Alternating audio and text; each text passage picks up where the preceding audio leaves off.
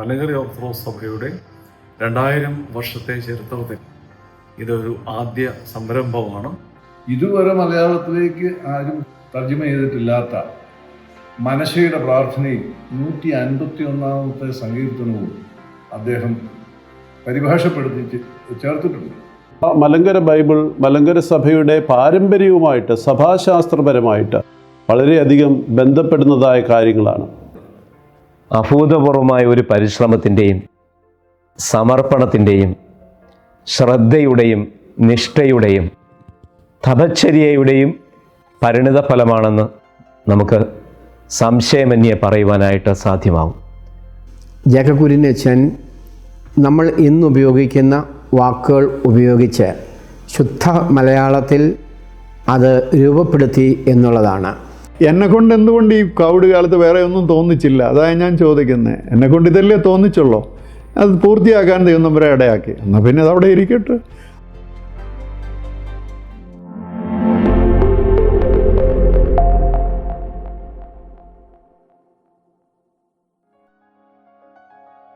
ലോകം ആദരവോടെ കാണുന്ന വിശുദ്ധ ഗ്രന്ഥം അഥവാ ബൈബിളിൻ്റെ മലയാള ഭാഷാന്തരത്തിന് 2 നൂറ്റാണ്ടിനപ്പുറം പഴക്കമുണ്ട്. 1811 ആദ്യ മലയാള പതിപ്പായ റമ്പാൻ ബൈബിൾ മുതൽ അടുത്തിടെ വിവർത്തനം ചെയ്യപ്പെട്ട മലങ്കര ബൈബിൾ വരെ.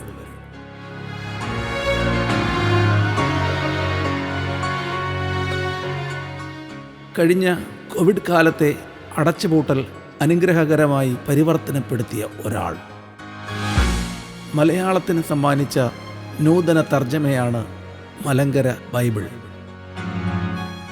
വായനാനുഭവത്തിനപ്പുറം ഒരു രചനാനുഭവത്തിലേക്ക് പോകാൻ അധികമാർക്കും ഭാഗ്യം ലഭിച്ചിട്ടില്ല. അക്ഷരങ്ങളുടെ ആത്മാവ് ഉടക്കുന്ന ചില വരികളെ സുന്ദര ഭാഷ്യമായി രൂപഭേദം വരുത്തുവാൻ ദൈവാത്മാവ് പരിവർത്തിച്ച നിമിഷങ്ങൾ.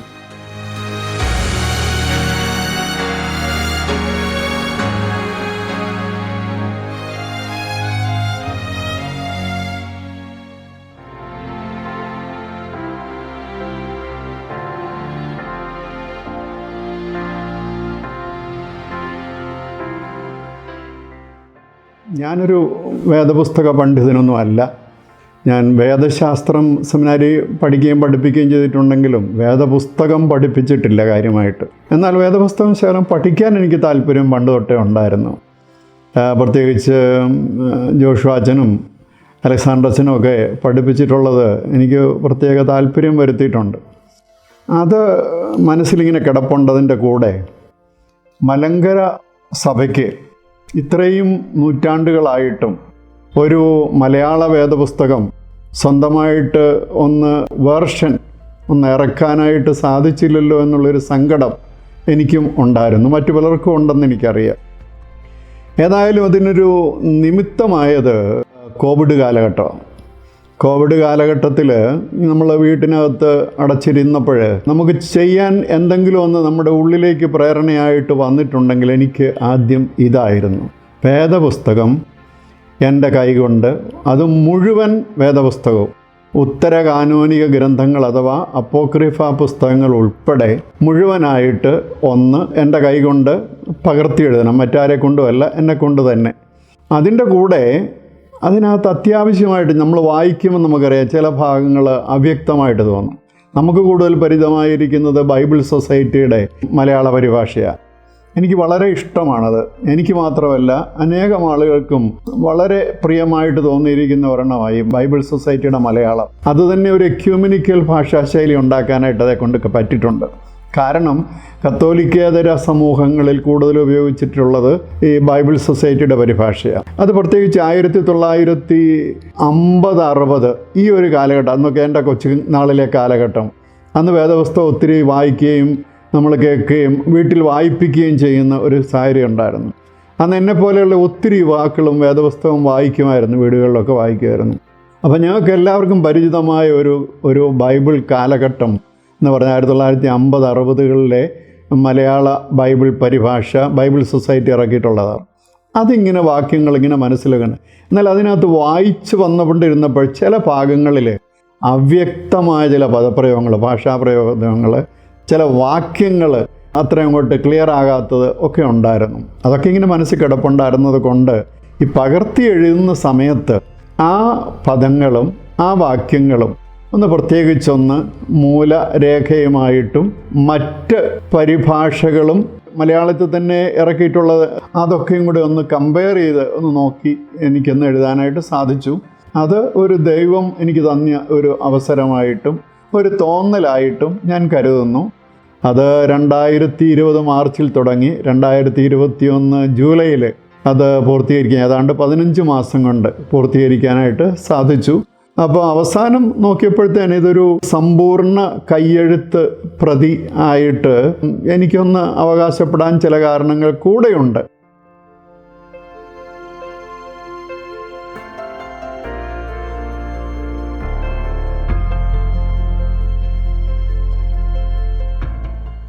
ഇത് മലങ്കരയിലെ ആളുകൾക്ക് മലയാള ഭാഷയിൽ ലഭ്യമാകുന്ന ഒരു കയ്യെഴുത്ത് പ്രതി അല്ലെങ്കിൽ ഒരു മലയാളത്തിലുള്ള ഒരു പരിഭാഷാ രൂപം ആയിട്ട് തോന്നുന്നത് കൊണ്ട് അതിന് മലങ്കര എന്നുള്ള പേര് കൊടുക്കുന്നത് ഉചിതമാണെന്ന് എനിക്ക് തോന്നി. കാര്യം വേറെ ഒന്നിനും ഇതുവരെ മലങ്കര ബൈബിൾ എന്നുള്ള പേര് കണ്ടിട്ടില്ല, ആരും ഉപയോഗിച്ച് കണ്ടിട്ടില്ല. മലങ്കര എന്നുള്ള പദം പണ്ട് തൊട്ടേ ഈ നമ്മുടെ നാടിന്, മലയാളം ഉപയോഗിക്കുന്ന നാടിന് വിദേശത്ത് പോലും ഉപയോഗിച്ചുകൊണ്ടിരുന്ന ഒരു പദമാണ്. സുറിയാനി മേഖലയിൽ പോലും മലങ്കര എന്നുള്ള പദം വളരെ പോപ്പുലർ ആയിരുന്നു. അപ്പം ആ പദം ഉപയോഗിക്കുന്നതുകൊണ്ട് കുഴപ്പമില്ല എന്ന് വിചാരിച്ചു. പിന്നെ ബൈബിളിന് പേരിടേണ്ടത് അച്ഛനാണോ എന്ന് ചോദിച്ചാൽ ഞാൻ അങ്ങനെയൊന്നും പേരിട്ടിട്ടില്ല. ഇപ്പം സുറിയാനി പെഷീത്ത, അത് സ്വാഭാവികമായിട്ടും സിമ്പിൾ എന്നുള്ള അർത്ഥത്തിൽ ഒരു കോമൺ മാന് ഉപയോഗിക്കാനായിട്ടുള്ള ഒരു ബൈബിൾ സുറിയാനി പരിഭാഷയായിട്ട് അങ്ങ് വന്നു. അപ്പോൾ ലത്തീൻ പരിഭാഷ വോൾഗാത്ത അല്ലെങ്കിൽ ഇംഗ്ലീഷ് വാൾഗേറ്റ് എന്ന് പറയുന്നത് അതും ഇങ്ങനെ കാഷ്വലായിട്ട് വന്ന ഒരു പേര് ഇടിലായിരുന്നു.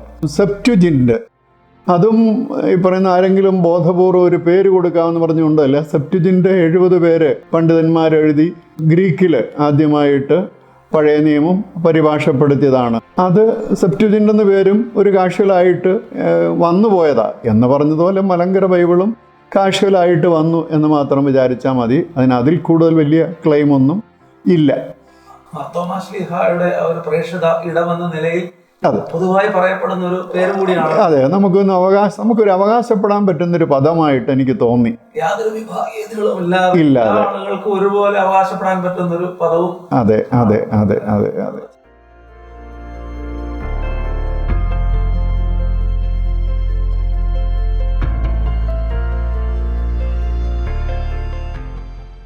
എൻ്റെ വന്യ ഗുരുനാഥൻ ഡോക്ടർ ജേക്കബ് കുര്യൻ അച്ഛൻ്റെ ഏറെ നാളത്തെ അധ്വാനത്തിൻ്റെ ഫലമാണ് യഥാർത്ഥത്തിൽ മലങ്കര ബൈബിൾ എന്ന നിലയിൽ അദ്ദേഹം എഴുതി തയ്യാറാക്കിയ, അദ്ദേഹത്തിൻ്റെ സ്വന്തം കൈപ്പടയിൽ തയ്യാറാക്കിയ വിശുദ്ധ വേദപുസ്തകത്തിൻ്റെ മലയാള വേർഷൻ. മലയാളത്തിൽ പല തർജ്ജമകൾ മൂലഭാഷയിൽ നിന്നും അല്ലാതെയും ഒക്കെ ഇറങ്ങിയിട്ടുണ്ട്. എങ്കിലും മലങ്കര ഓർത്തഡോക്സ് സഭയുടെ 2000 വർഷത്തെ ചരിത്രത്തിൽ ഇതൊരു ആദ്യ സംരംഭമാണ്.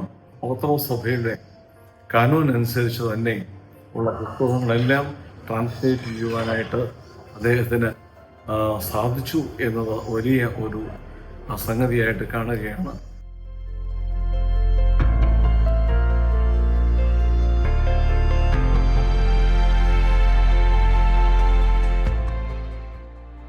ഇതെന്നെക്കൊണ്ട് പൂർത്തീകരിക്കാൻ പറ്റുമെന്ന് പോലും എനിക്ക് സത്യം പറഞ്ഞാൽ സംശയമുണ്ട്. അതുകൊണ്ട് ഞാൻ ആദ്യഘട്ടത്തിൽ ആരോടും പറഞ്ഞില്ല. എൻ്റെ ഭാര്യ പോലും ഞാനിങ്ങനെ വേദപുസ്തകമായിട്ട് ഇങ്ങനെ ഇരിക്കുന്ന കണ്ടപ്പോൾ ഇതെന്നാ ഈ പണിയെന്ന് ചോദിച്ചപ്പോൾ അങ്ങനെ ഒന്ന് വിശദീകരിക്കേണ്ടി വന്നതേ ഉള്ളൂ. പിന്നെ കുറേ കാലം ആയപ്പോഴത്തേന് ഇരുന്നെഴുത്തെന്ന് പറയുന്നത് ബുദ്ധിമുട്ടായി, ഇരിപ്പൊക്കെ. പിന്നെ നിന്നോണ്ടെഴുതി.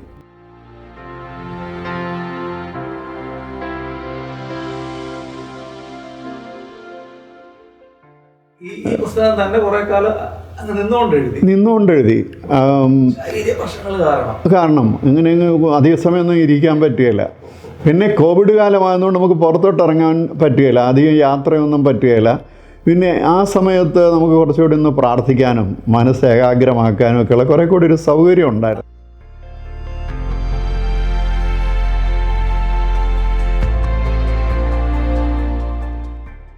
ദൈവവചനത്തിൻ്റെ കർമ്മമാണ്. ആ ഒരു തീർച്ചയായിട്ടും അതെനിക്കൊരു ദൈവവചനത്തിൻ്റെ, ഞാൻ വലിയ ആത്മീയതയൊന്നുമുള്ള ആളല്ല, പക്ഷേ ഒരു സാന്ത്വനം ദൈവവചനത്തിൻ്റെ, ദൈവാത്മാവിൻ്റെ ആദിയോടന്തം എനിക്ക് ഉണ്ടായിട്ടുണ്ട്.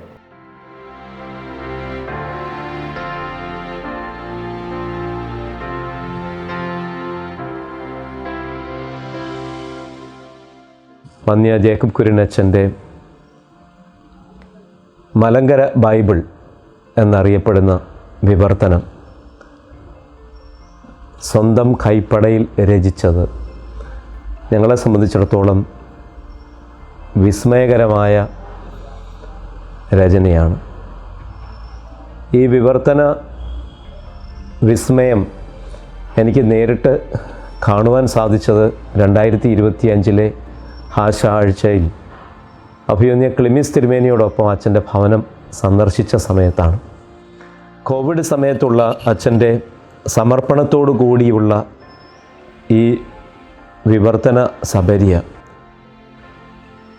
അത് നിശ്ചയമായിട്ടും നമ്മളുടെ ഏവരുടെയും ശ്രദ്ധയിൽ വരേണ്ടതാണ്.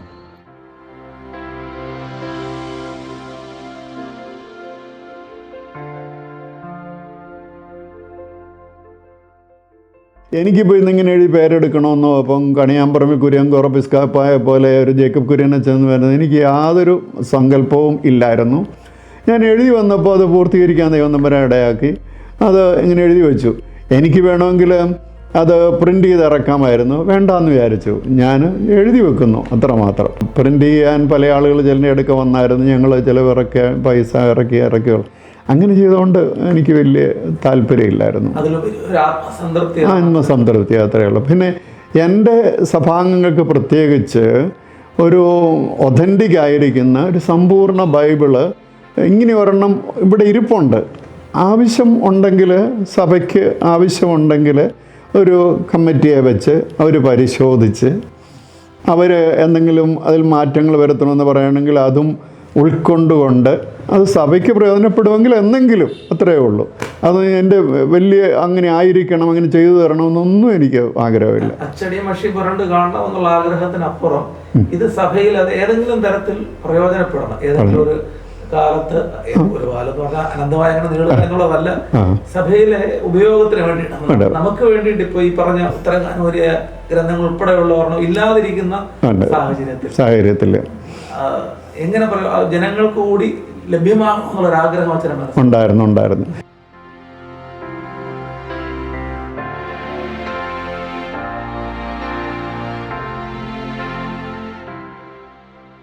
മലങ്കര ബൈബിൾ കേരളത്തിൻ്റെ, മലയാളത്തിൻ്റെ തനിമ വെളിപ്പെടുത്തുന്ന മഹത്തായ രചനയാണ്.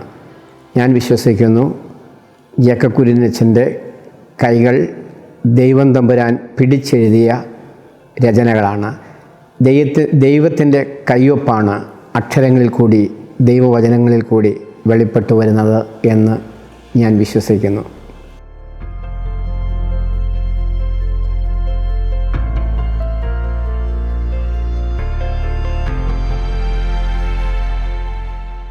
അതിൽ ഒരു 5-8 കാരണങ്ങൾ ഇതിൻ്റെ ഒരു സമ്പൂർണതയ്ക്ക് പിന്നിൽ എൻ്റെ മനസ്സിലേക്ക് പയ്യെ വന്നു. ഒന്നിച്ചൊന്നും വന്നതല്ല. ഒന്നാമത്തേത്, നമുക്ക് പരിചിതമായിരിക്കുന്ന ബൈബിൾ സൊസൈറ്റി പരിഭാഷയിൽ 66 പുസ്തകങ്ങളേ ഉള്ളൂ. അത് പ്രൊട്ടസ്റ്റൻ്റ് കാനൻ അനുസരിച്ചുള്ള അവരുടെ പുസ്തകങ്ങളാണ്. എന്നാൽ ആദിമസഭ ക്രൈസ്തവ പാരമ്പര്യത്തിൽ 1-ാം നൂറ്റാണ്ട് മുതൽ ഉപയോഗിച്ചിരുന്ന പഴയ നിയമം എന്ന് പറയുന്നത്, വിശുദ്ധ ഗ്രന്ഥം എന്ന് പറയുന്നത് സെപ്റ്റുജിൻ്റായിരുന്നു. അതായത് പഴയ നിയമത്തിൻ്റെ ഗ്രീക്ക് പരിഭാഷ. അതിനകത്ത് ഉത്തരകാനോനിക ഗ്രന്ഥങ്ങൾ അഥവാ അപ്പോക്രിഫൽ പുസ്തകങ്ങൾ ഉണ്ടായിരുന്നു. ആ ഒരു ഗ്രീക്ക് മൂലം പിന്നീട് ഗ്രീക്കിൽ, സുറിയാനിയിലേക്ക് പരിഭാഷപ്പെടുത്തി പെശീത്ത എന്ന് പറയുന്നത്. അത് ചിലർ പറയുന്നുണ്ട് ഗ്രീക്കിൽ നിന്ന് സുറിയാനിലേക്ക് ആയതല്ല, അത് ഒറിജിനലായിട്ട് സുറിയാനിയിൽ ചിലർ എഴുതി വെച്ചത്, അതിനെയാണ് ഗ്രീക്കിലേക്ക് ചിലർ മാറ്റിയതെന്നൊക്കെ ചിലർ പറയുന്നുണ്ട്. എനിക്ക് അത്രയൊന്നും ഡീറ്റെയിൽഡായിട്ട് അറിയാൻ പറ്റില്ല. പക്ഷേ ആദിമ കാലഘട്ടത്തിൽ നിലനിന്നിരുന്ന പരിഭാഷകളിൽ ഒന്ന് ഗ്രീക്കിലുള്ള സെപ്റ്റുജൻറ്റും സുറിയാനിയിലുള്ള പെശീത്തായിമാർ. അപ്പോൾ ഈ രണ്ടിനകത്തും ഈ ഉത്തരകാനൂനിക ഗ്രന്ഥങ്ങൾ ഉൾക്കൊണ്ടിട്ടുണ്ട്. അങ്ങനെയാണെങ്കിൽ ഉത്തരകാനൂനിക ഗ്രന്ഥങ്ങളും കൂടെ ഉള്ള ഒരു ബൈബിള് നമുക്ക് ആവശ്യമാണ്. അതാണല്ലോ ആദിമസഭയുടെ പാരമ്പര്യം എന്നുള്ളത് എൻ്റെ മനസ്സിൽ രൂഢമൂലമായിട്ടുണ്ടായിരുന്നു. പിന്നെ ഈ ഉത്തരകാനൂനിക ഗ്രന്ഥങ്ങളുടെ നമ്പർ കത്തോലിക്ക പാരമ്പര്യത്തിൽ അവർ ചേർക്കുന്നതും സുറിയാനി പാരമ്പര്യത്തിൽ ചേർത്തിരിക്കുന്നതും തമ്മിൽ വ്യത്യാസമൊക്കെ ഉണ്ട്. അതെന്തുകൊണ്ടാണെന്ന് ചോദിച്ചാൽ ഒരേ സംഗതിയാണ്, പക്ഷേ അതിന് നമ്പർ ഇട്ടപ്പോൾ ചിലർ അതിനെ ഒരു കൂട്ടമായിട്ട് ചിലനെ ചേർത്ത് വെച്ചു, 2-3 എണ്ണത്തിനെ ഒന്നാക്കി വെച്ചു, ചിലർ അതിനെ 3-3 വെച്ചു. അങ്ങനെയായി നമ്പറിൽ എണ്ണം കൂടുകയും കുറയുകയും ചെയ്തത്. പക്ഷെ സംഗതി എല്ലാം ഒന്ന് തന്നെയാണ്. എന്നാൽ ഈ സെപ്റ്റുജിൻറ്റിലും പെശീത്തായിലും ഉൾപ്പെടാതെ ഹൂദായ കാനോൻ, അത് സുറിയാനി സഭയുടെ പഴയ കാനോനാണ്. ഹൂദായ കാനോൻ്റെ ഇതിൽ പ്രകാരം 2 പുസ്തകങ്ങൾ കൂടെ ഇതിനകത്ത് ഉൾക്കൊള്ളേണ്ടതായിട്ടുണ്ട് എന്ന് മലങ്കര ഓർത്തഡോക്സ് സഭയുടെ സുന്നകദോസ് ചർച്ച ചെയ്ത് തീരുമാനിച്ചു. അപ്പോൾ ആ 2 പുസ്തകങ്ങൾ ഇതുവരെ മലയാളത്തിലുണ്ടായിട്ടില്ല.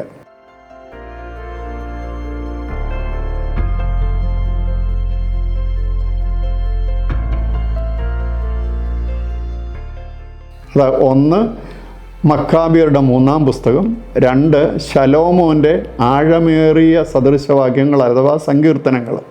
ഇതും കൂടെ അതിൻ്റെ ഇംഗ്ലീഷ് ടെക്സ്റ്റുകൾ കണ്ടെടുത്തിട്ട് അതിനെ ഞാൻ മലയാളത്തിലേക്കാക്കി അതുകൂടെ ഇതിൻ്റെ കൂടെ ചേർത്തപ്പോൾ ഇതിനൊരു പൂർത്തീകരണം വന്ന പോലെ എനിക്ക് തോന്നി ഈ പുസ്തകങ്ങളുടെ മുഴുവൻ ലിസ്റ്റിനകത്ത്. പിന്നെ ഈ പഴയ നിയമത്തിൽ മനശ്ശയുടെ പ്രാർത്ഥന, രാജാവായ മനശ്ശയുടെ പ്രാർത്ഥന ഒരു അനുതാപ പ്രാർത്ഥനയാണ്. അത് ഓർത്തഡോക്സ് പാരമ്പര്യത്തിൽ, പ്രത്യേകിച്ച് കിഴക്കൻ ഓർത്തഡോക്സ് സഭകളിൽ വലിയ നോമ്പിൽ അവരെന്നും ഉപയോഗിക്കുന്ന ഒരു പ്രാർത്ഥനയാണ്. അത് ഓർത്തഡോക്സ് സ്റ്റഡി ബൈബിളിനകത്ത് കൊടുത്തിട്ടുണ്ട്. എന്നാൽ പെശീത്തായ്ക്കകത്തോ സെപ്റ്റുജിൻറ്റിനകത്തോ അത് കാണുന്നില്ല. സെപ്റ്റുജിൻറ്റ് എന്ന് പറഞ്ഞാൽ കത്തോലിക്ക വേർഷനിൽ ഇല്ല. അപ്പം ഈ മനശ്ശയുടെ പ്രാർത്ഥനയും കൂടെ ദിനവൃത്താന്ത പുസ്തകത്തിൻ്റെ കൂട്ടത്തിൽ മലയാളത്തിലേക്ക് പരിഭാഷപ്പെടുത്തി ചേർത്തത് കൊണ്ട് ഇതുവരെ അവൈലബിളായ എല്ലാ ഉത്തരകാനൂനിക ഗ്രന്ഥങ്ങളെയും ചേർത്തു എന്ന് എനിക്കൊന്ന് അവകാശപ്പെടാനായിട്ട് ഉണ്ട്. 2 എണ്ണം സ്വന്തമായിട്ട് മലയാളത്തിൽ പരിഭാഷപ്പെടുത്തി ചേർത്തു എന്നുള്ളത് കൊണ്ട്. 3ാമത് ഒരു കാര്യം പറയുകയാണെങ്കിൽ, ഈ ഉത്തരകാനൂനിക ഗ്രന്ഥങ്ങൾക്കും കത്തോലിക്ക സഭ അതിന് വരുത്തിയതായ പരിഭാഷയ്ക്കും പെശീത്ത പാരമ്പര്യത്തിൽ വരുത്തിയ പരിഭാഷയ്ക്കും ശൈലിയിൽ, മലയാള ഭാഷാ ശൈലിയിൽ കുറച്ച് ദീർഘമായ വാചകങ്ങൾ, ഇങ്ങനെ കറങ്ങിപ്പറയുന്ന ഒരു രീതി ഒക്കെ കണ്ടു. അതുകൊണ്ട് അതിനെ കുറേ കൂടി മലയാളികൾക്ക് പരിചിതമായ ബൈബിൾ സൊസൈറ്റിയുടെ പരിഭാഷയുടെ ശൈലിയിലേക്ക് മലയാളത്തിലേക്ക് ഒന്ന് കൊണ്ടുവരാൻ ഒന്ന് ശ്രമിക്കണം എന്നെനിക്ക് തോന്നി. കുറേയൊക്കെ അത് ഞാൻ ശ്രമിച്ചിട്ടുണ്ട്.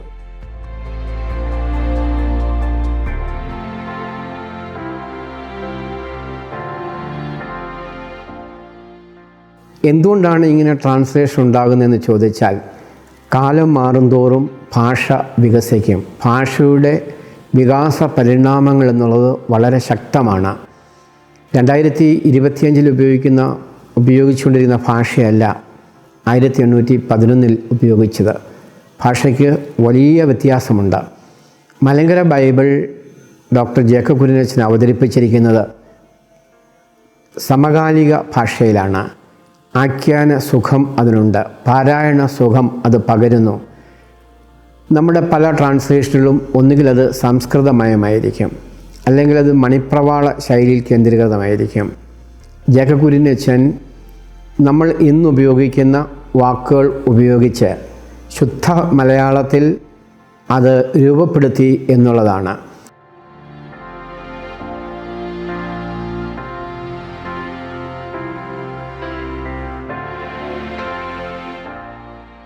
ഒരു വിധത്തിൽ പറഞ്ഞാൽ മലയാള ഭാഷയെ തന്നെ കാലഘട്ടത്തിനനുസരിച്ച് പരിഷ്കരിക്കാൻ മലയാള ഭാഷ ബൈബിളിന് ഒത്തിരി പങ്കുണ്ട്. ബൈബിൾ സൊസൈറ്റി പരിഭാഷകൾക്ക് ഒത്തിരി പങ്കുണ്ട്. കാരണം ആളുകൾ ചൊല്ലി പദങ്ങൾ, ഭാഷാശൈലികൾ ഒക്കെ അവർക്ക് പരിചിതമാകും. അത് എഴുത്തിൽ ബാക്കിയുള്ള മേഖലയിലും അത് പ്രതിഫലിക്കും. സാഹിത്യത്തിൽ അത് പ്രതിഫലിക്കും, അങ്ങനെ ഒക്കെ വന്നിട്ടുണ്ട്. അപ്പം ഈ ഒരു ഭാഷാശൈലി അത് പിന്നീട് മലയാള സാഹിത്യത്തിൽ പോലും അത് കടന്നു വന്നു. അത് നമ്മുടെ സംസാര ഭാഷയിൽ വടക്കും തെക്കും ഉള്ള ആ ഒരു സ്ലാങ് മാറി എല്ലാവർക്കും പൊതുവായിരിക്കുന്നൊരു ഭാഷാശൈലിയിലേക്ക് കൊണ്ടുവരാൻ ഈ മലയാള ബൈബിൾ സൊസൈറ്റിയുടെ അതിന് സാധിച്ചിട്ടുണ്ട്. അപ്പോൾ ആ ഒരു ശൈലി മുഴുവൻ വേദപുസ്തകത്തിലെ ഗ്രന്ഥങ്ങൾക്കും ഉത്തരകാനൂനിക ഗ്രന്ഥങ്ങൾക്കും മുഴുവനും ഒന്ന് വരുത്താനായിട്ട് ഒരു എളിയ ശ്രമം, മുഴുവൻ വിജയിച്ചിട്ടുണ്ടെന്ന് എനിക്ക് തോന്നുന്നില്ല, ഒരു എളിയ ശ്രമം ഞാൻ നടത്തിയിട്ടുണ്ട്.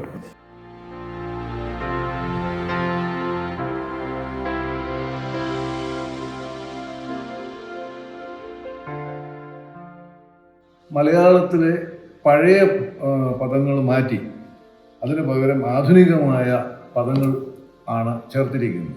എന്നാൽ അത് വായിച്ചാൽ നമുക്ക് മനസ്സിലാകുന്ന ഒരു കാര്യം, ഈ നമ്മൾ പാടിപ്പതിഞ്ഞ മലയാള വേദപുസ്തകം, ബൈബിൾ സൊസൈറ്റി ഇറങ്ങിയ വേദപുസ്തകത്തിൻ്റെ ആ ലയത്തിൽ നിന്ന് അതിന് ഒരു മാറ്റവും ഉണ്ടായിട്ടില്ല. രണ്ടാമത്തെ കാര്യം, അപ്പോക്രിഫ കൃതികൾ മുഴുവൻ അതിനകത്ത് ചേർത്തിട്ടുണ്ട്. ഇതുവരെ മലയാളത്തിലേക്ക് ആരും തർജ്ജിമ ചെയ്തിട്ടില്ലാത്ത മനശ്ശയുടെ പ്രാർത്ഥനയും 151-ാമത്തെ സങ്കീർത്തനവും അദ്ദേഹം പരിഭാഷപ്പെടുത്തി ചേർത്തിട്ടുണ്ട്. ഇതൊരു വലിയ കാര്യമാണ്.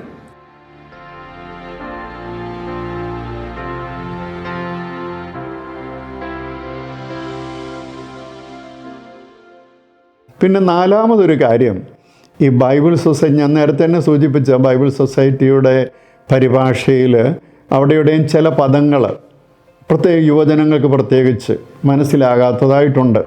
ബൈബിൾ സൊസൈറ്റി ആധുനിക പരിഭാഷ എന്ന് പറയുന്ന വന്നിട്ടുണ്ട്, പക്ഷേ അതിനകത്തെ പദപ്രയോഗങ്ങൾ നമ്മുടെ ആളുകൾക്ക് പലർക്കും അത്ര അങ്ങോട്ട് സുഖിക്കുന്നതല്ലാത്തതും കിടപ്പുണ്ട്.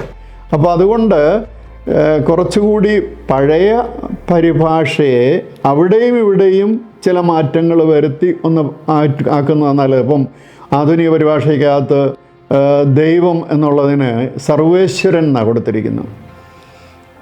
എന്നാൽ ഇതിനകത്ത് ദൈവം എന്ന പദം ഉപയോഗിച്ച് ചില പദങ്ങൾ, ഇപ്പം ചെകിടൻ, കുരുടൻ, പടക്, വെള്ളത്തിൻ്റെ കൂട്ടം, അതിനെ വെള്ളത്തിൻ്റെ വ്യാപ്തി എന്ന് ഞാൻ മാറ്റി. കുരുടൻ എന്നുള്ളത് അന്ധൻ എന്നാക്കി. അടക്കി വാഴുവിൻ എന്നുള്ളതിനെ പരിപാലിക്കുവിനെന്ന് കുറെ കൂടി എക്കോളജിക്കലായിട്ട് അതിനെ മാറ്റി. അരയാട എന്ന് പറയും ചെറുവസ്ത്രമാക്കി. യഹോവ അനുതപിച്ചു എന്നുള്ളതിന് ദൈവം മനസ്സ് മാറ്റി എന്ന്.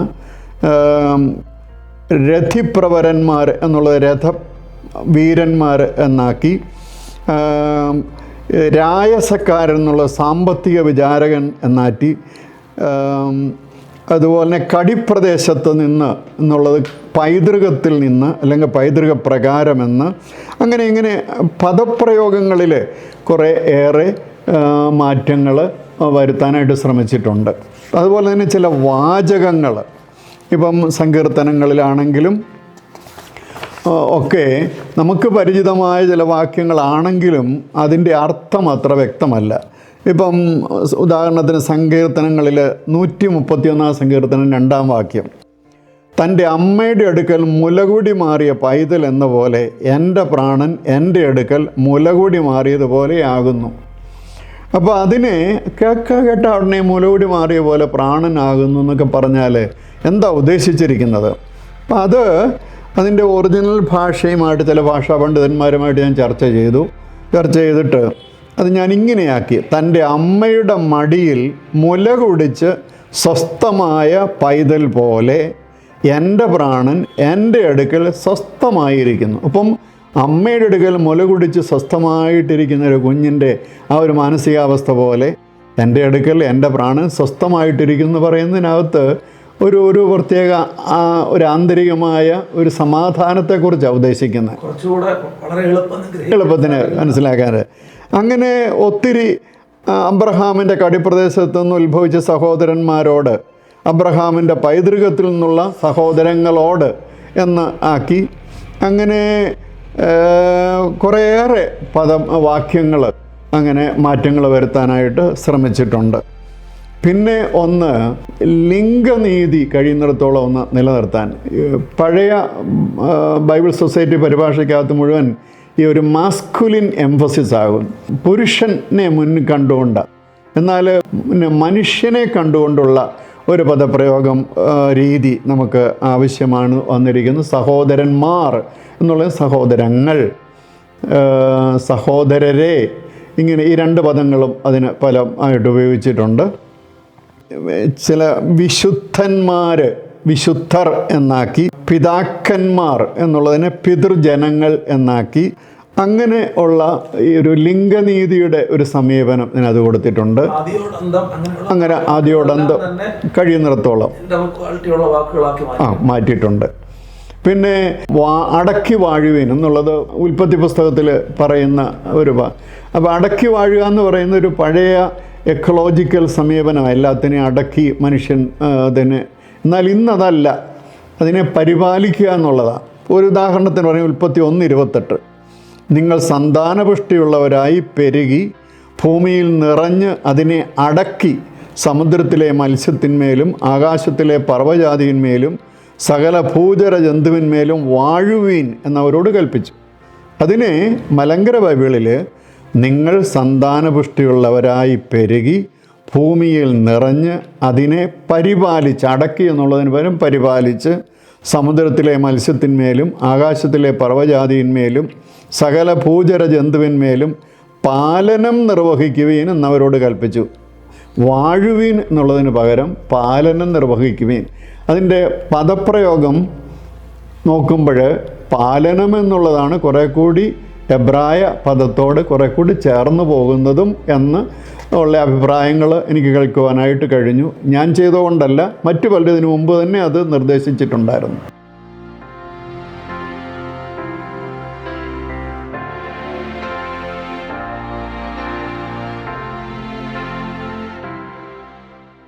ഈ വിവർത്തനത്തിൽ സമഗ്രമായി അച്ഛൻ പുലർത്തിയിരിക്കുന്ന ജെൻഡർ ജസ്റ്റിസ് ശ്രദ്ധേയമാണ്. ഇൻക്ലൂസീവായിട്ടുള്ള പദങ്ങൾ ഉപയോഗിക്കുന്നു എന്നുള്ളത് കൊണ്ട് നമ്മെ സംബന്ധിച്ചിടത്തോളം, പ്രത്യേകിച്ചും അടുത്തൊരു തലമുറയ്ക്ക് കുറച്ചുകൂടി ഒരു വായനയിലൊരു പങ്കാളിത്തം അനുഭവപ്പെടും. ക്ലാസിക്കൽ ലാംഗ്വേജുകളുടെ പ്രത്യേകത നമുക്ക് അറിയാവുന്നതാണ്. ഓരോ ജെൻഡറുകളെ സംബന്ധിച്ചും ഉള്ള പ്രത്യേക പദങ്ങളുടെ ഉപയോഗമുണ്ടാകും. അത് പ്രോനൗണുകൾ ഉപയോഗിക്കുമ്പോഴാണെങ്കിലും മറ്റ് നാമപദങ്ങൾ ഉപയോഗിക്കുമ്പോഴും അതിനോട് ചേർന്ന് വരുന്ന വിശേഷണങ്ങളിലും എല്ലാം ജെൻഡർ ഓറിയൻറ്റഡ് ആണ്. എന്നാൽ നമ്മൾ ആധുനിക വിവർത്തനത്തിൽ തികച്ചും ശ്രമകരമാണ് ഒരു ലിംഗനീതി കൊണ്ടുവരുന്നതിന് വേണ്ടിയിട്ട്. അത് വളരെ സൂക്ഷ്മതയോടുകൂടി അച്ഛനത് നിർവഹിക്കുവാൻ സാധിച്ചു എന്നുള്ളത് നമ്മുടെ വായനയെ കുറച്ചുകൂടി ഒരു ഇൻക്ലൂസീവായിട്ട് അതിനെ മനസ്സിലാക്കുന്നതിനും ഉൾക്കൊള്ളുന്നതിനും നമുക്ക് സാധ്യമായി തീരുന്നു.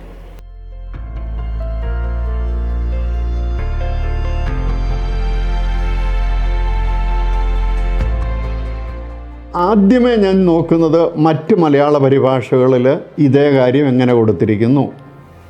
അങ്ങനെ വേറൊരു മലയാള പരിഭാഷ, ഇപ്പം കത്തോലിക്ക പരിഭാഷകളുണ്ട്, പെശീത്തായുടെ മലയാള പരിഭാഷയുണ്ട്, അതുപോലെ തന്നെ ആധുനിക പരിഭാഷയുണ്ട്, മാത്യു വർഗീസിൻ്റെ പരിഭാഷയുണ്ട്, ഇങ്ങനെയുള്ള പല മലയാള പരിഭാഷയുണ്ട്. ഇതിൽ കുറച്ച് ഭേദപ്പെട്ടതെന്ന് തോന്നുന്നത് ഞാൻ എടുത്തിട്ടുണ്ട്. ആ ഒരു വാക്ക് അല്ലെങ്കിൽ ഒരു കാരണം ഈ പറയുന്നത് എന്തുകൊണ്ട് അവരിങ്ങനെ മാറ്റിക്കൊടുത്തു എന്നുള്ളത് പരിശോധിക്കുമ്പം മൂലപദത്തോട് അവർക്ക് നീതി പുലർത്താനായിട്ട് സാധിച്ചു എന്നുള്ളതാണ് കണ്ടെത്താൻ പറ്റുക. അപ്പോൾ അത് കുറച്ചുകൂടി ഉറപ്പാക്കാൻ വേണ്ടി എൻ്റെ ഇംഗ്ലീഷ് പരിഭാഷ നോക്കും. ഇംഗ്ലീഷിൽ എങ്ങനെയാണ് കൊടുത്തിരിക്കും. അപ്പോൾ ഇംഗ്ലീഷിൽ ഈ പറയുന്നതുമായിട്ട് ചേർന്ന് വരുവാണെങ്കിൽ ഞാൻ അതങ്ങ് എടുക്കും. കാരണം ഒറിജിനലിൽ നിന്ന് ഇംഗ്ലീഷ് വന്നു, ഇംഗ്ലീഷിൽ നിന്ന് മലയാളത്തിലേക്ക് വന്നപ്പോൾ ഇംഗ്ലീഷും മലയാളവും തമ്മിൽ കൂടുതൽ ചേർന്നിരിക്കുന്നു. എന്നാൽ എവിടെയെങ്കിലും പ്രശ്നമുണ്ടെങ്കിൽ ഗ്രീക്കിലേക്ക് പോകേണ്ടി വരും. എനിക്ക് അത്യാവശ്യത്തിന് ഗ്രീക്ക് അറിയാം, വലിയ ഗ്രീക്ക് അറിയില്ല, അത്യാവശ്യത്തിന്. എന്നാൽ എബ്രായ ഭാഷ എനിക്ക് കാര്യമായിട്ട് അറിയില്ല. അതുകൊണ്ട് അങ്ങനെയുള്ള ആവശ്യം വന്നിരുന്നതിന് എബ്രായ ഭാഷ അറിയാവുന്ന പണ്ഡിതന്മാരുമായിട്ട് ഇത് ഈ ഭാഗത്ത് ഇന്നത് കൊടുത്തിരിക്കുന്നു എന്നുള്ളത് ചോദിച്ച് അവരുടെ അഭിപ്രായം എടുത്തിട്ടുണ്ട്. അപ്പൊ അങ്ങനെ പല സോഴ്സുകളിൽ കൂടിയാണ് ഈ ഒരു പദത്തിൽ എത്തിച്ചേരുന്നത്. അതിന് അനുയോജ്യമായ ഏതെങ്കിലും ഒരു മലയാള പദം എന്നതിനപ്പുറം അതിന്റെ ഏത് കാര്യത്തിനാണോ ഈ വാക്യം ആഗ്രഹിക്കുന്നത്, അല്ലെങ്കിൽ അത് ഗ്രഹിപ്പിക്കാൻ ശ്രമിക്കുന്നത്, അതിന് ആ മൂലഭാഷയിലൂടെ കടന്നു വന്ന് അതിനെ പരിഷ്കരിച്ച്, ആ പരിഷ്കാരം വേറെ ഒന്നിൽ നിന്ന് കോപ്പി അടിച്ചത് ചിലയിടത്തുണ്ട്. എന്നാൽ സ്വന്തമായിട്ട് തമ്പുരാൻ തോന്നിച്ച് തന്ന ചില പദങ്ങൾ കുറച്ച് ഏറ്റവും ഉചിതമാണെന്ന് തോന്നിയിട്ടുള്ളത് അത് അപ്പടി ചേർത്തിട്ടുമുണ്ട്.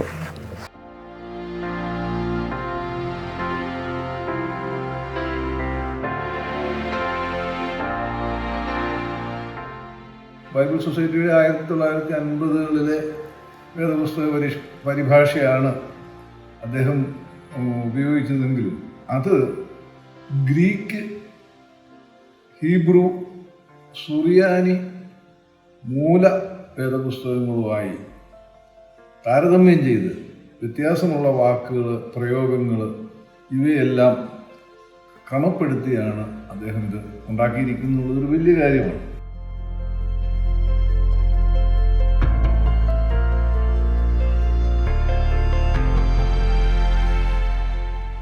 മുഴുവനും നമ്മൾ പരിഹരിച്ചു എന്ന് പറയാൻ പറ്റില്ല. മാത്രമല്ല ബൈബിൾ സൊസൈറ്റി പരിപാടി എത്രയോ പണ്ഡിതന്മാർ ചെയ്തതാണ്. അതിനെയൊന്നും കുറവുണ്ടെന്ന് നമുക്ക് പറയാൻ പറ്റില്ല. പക്ഷേ ഒരു സാധാരണക്കാരൻ വായിക്കുമ്പോൾ ഇന്ന ഭാഗത്തൊരു കുറവുണ്ട് എന്ന് തോന്നുന്നിടത്ത് ഇന്ന് ഇങ്ങനെ ആക്കാൻ മേലെ എന്ന് ആലോചിച്ച് നോക്കി മൂലഭാഷ മറ്റു പരിഭാഷകളൊക്കെ ആയിട്ട് നോക്കുമ്പോൾ തരക്കേടില്ല എന്ന് തോന്നിപ്പെട്ടത് അങ്ങനെ ചെയ്തിട്ടുണ്ട്.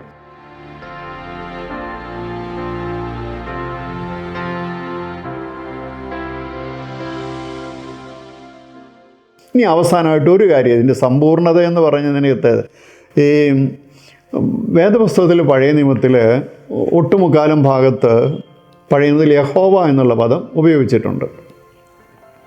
എന്നാൽ ആദിമസഭ ഉപയോഗിച്ചിരുന്ന പഴയ നിയമം, അതായത് സെപ്റ്റുജിൻ്റ്, അതിനകത്ത് കിറിയോസ്, തെയോസ് ഈ രണ്ട് പദങ്ങളാണ് ഉപയോഗിച്ചിട്ടുണ്ട്. യഹോവ എന്നുള്ള പദം ഇല്ല. സുറിയാനിയിലും ആലോഹോ എന്നുള്ള പദമാണ് ദൈവത്തിന് ഉപയോഗിച്ചിരിക്കുന്നത്.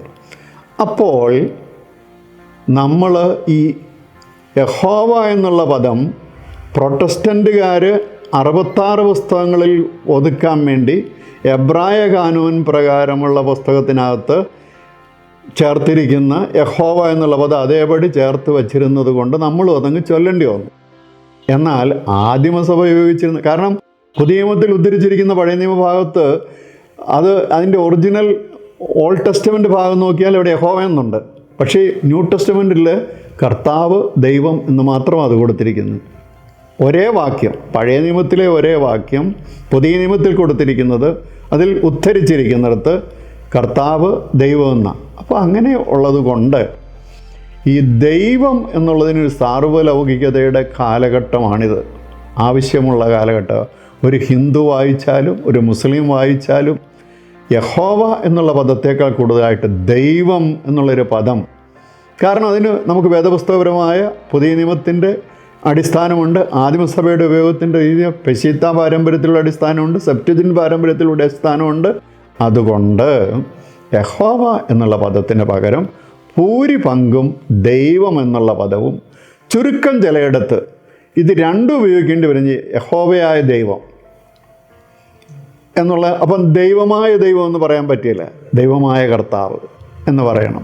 അപ്പം ചുരുക്കം ചിലയിടത്ത് കർത്താവെന്നൂടെ ചേർത്ത് അത് ഞാൻ മുഴുവൻ പഴയ നിയമം ആദിയോടന്തം യഹോവ എന്നുള്ള പദത്തിന് പകരം ദൈവം എന്ന് ഭൂരിപക്ഷ ഭാഗത്തും ചേർത്തിരിക്കുക. അങ്ങനെ ഇതുവരെ ഒരിടത്തും വന്നിട്ടില്ല.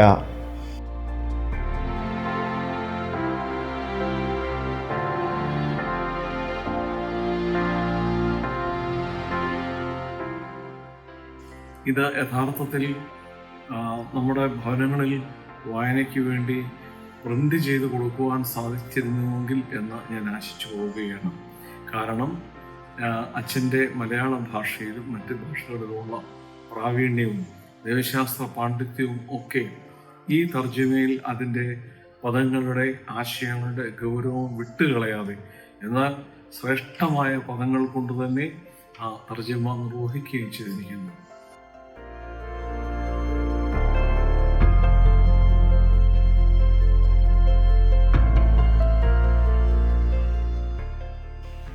ഈ എബ്രായ കാനോൻ പിന്തുടർന്ന ആളുകൾക്കും അവർക്കും സ്വീകാര്യമായ രീതിയിൽ തന്നെയാണ് നമ്മൾ എഴുതിയിരിക്കുന്നത്. അത് ഇത്രേ ഉണ്ടായിരുന്നുള്ളൂ. എബ്രായ കാനോനിൽ അപ്പോക്രിഫ ഇല്ലാത്ത പുസ്തകങ്ങളായിരുന്നു ഉണ്ടായിരുന്നത്. അപ്പം അപ്പോക്രിഫയോട് ഇഷ്ടമില്ലാത്തവർ പഴയ നിയമം എന്ന് പറഞ്ഞാൽ എബ്രായ കാനോൻ അങ്ങോട്ട് എടുത്ത് വെക്കുക, അങ്ങനെയാണ് അത് വന്നത്. പക്ഷേ ഒരു കോൺട്രഡിക്ഷൻ ഉണ്ട്. പുതിയ നിയമത്തിൽ യഹോവ എന്നുള്ള പദം ഉപയോഗിക്കാതെ പഴയ നിയമത്തിൽ യഹോവ എന്ന പദം ഉപയോഗിച്ചിരിക്കുന്നൊരു കോൺട്രഡിക്ഷനുണ്ട്. നമ്മൾ പഴയ നിയമത്തിലും പുതിയ നിയമത്തിലും ഒരേ രീതിയിൽ ദൈവത്തിനുള്ള പദം ദൈവം, കർത്താവ് എന്ന് ആർക്കി വച്ചിരിക്കുന്നു.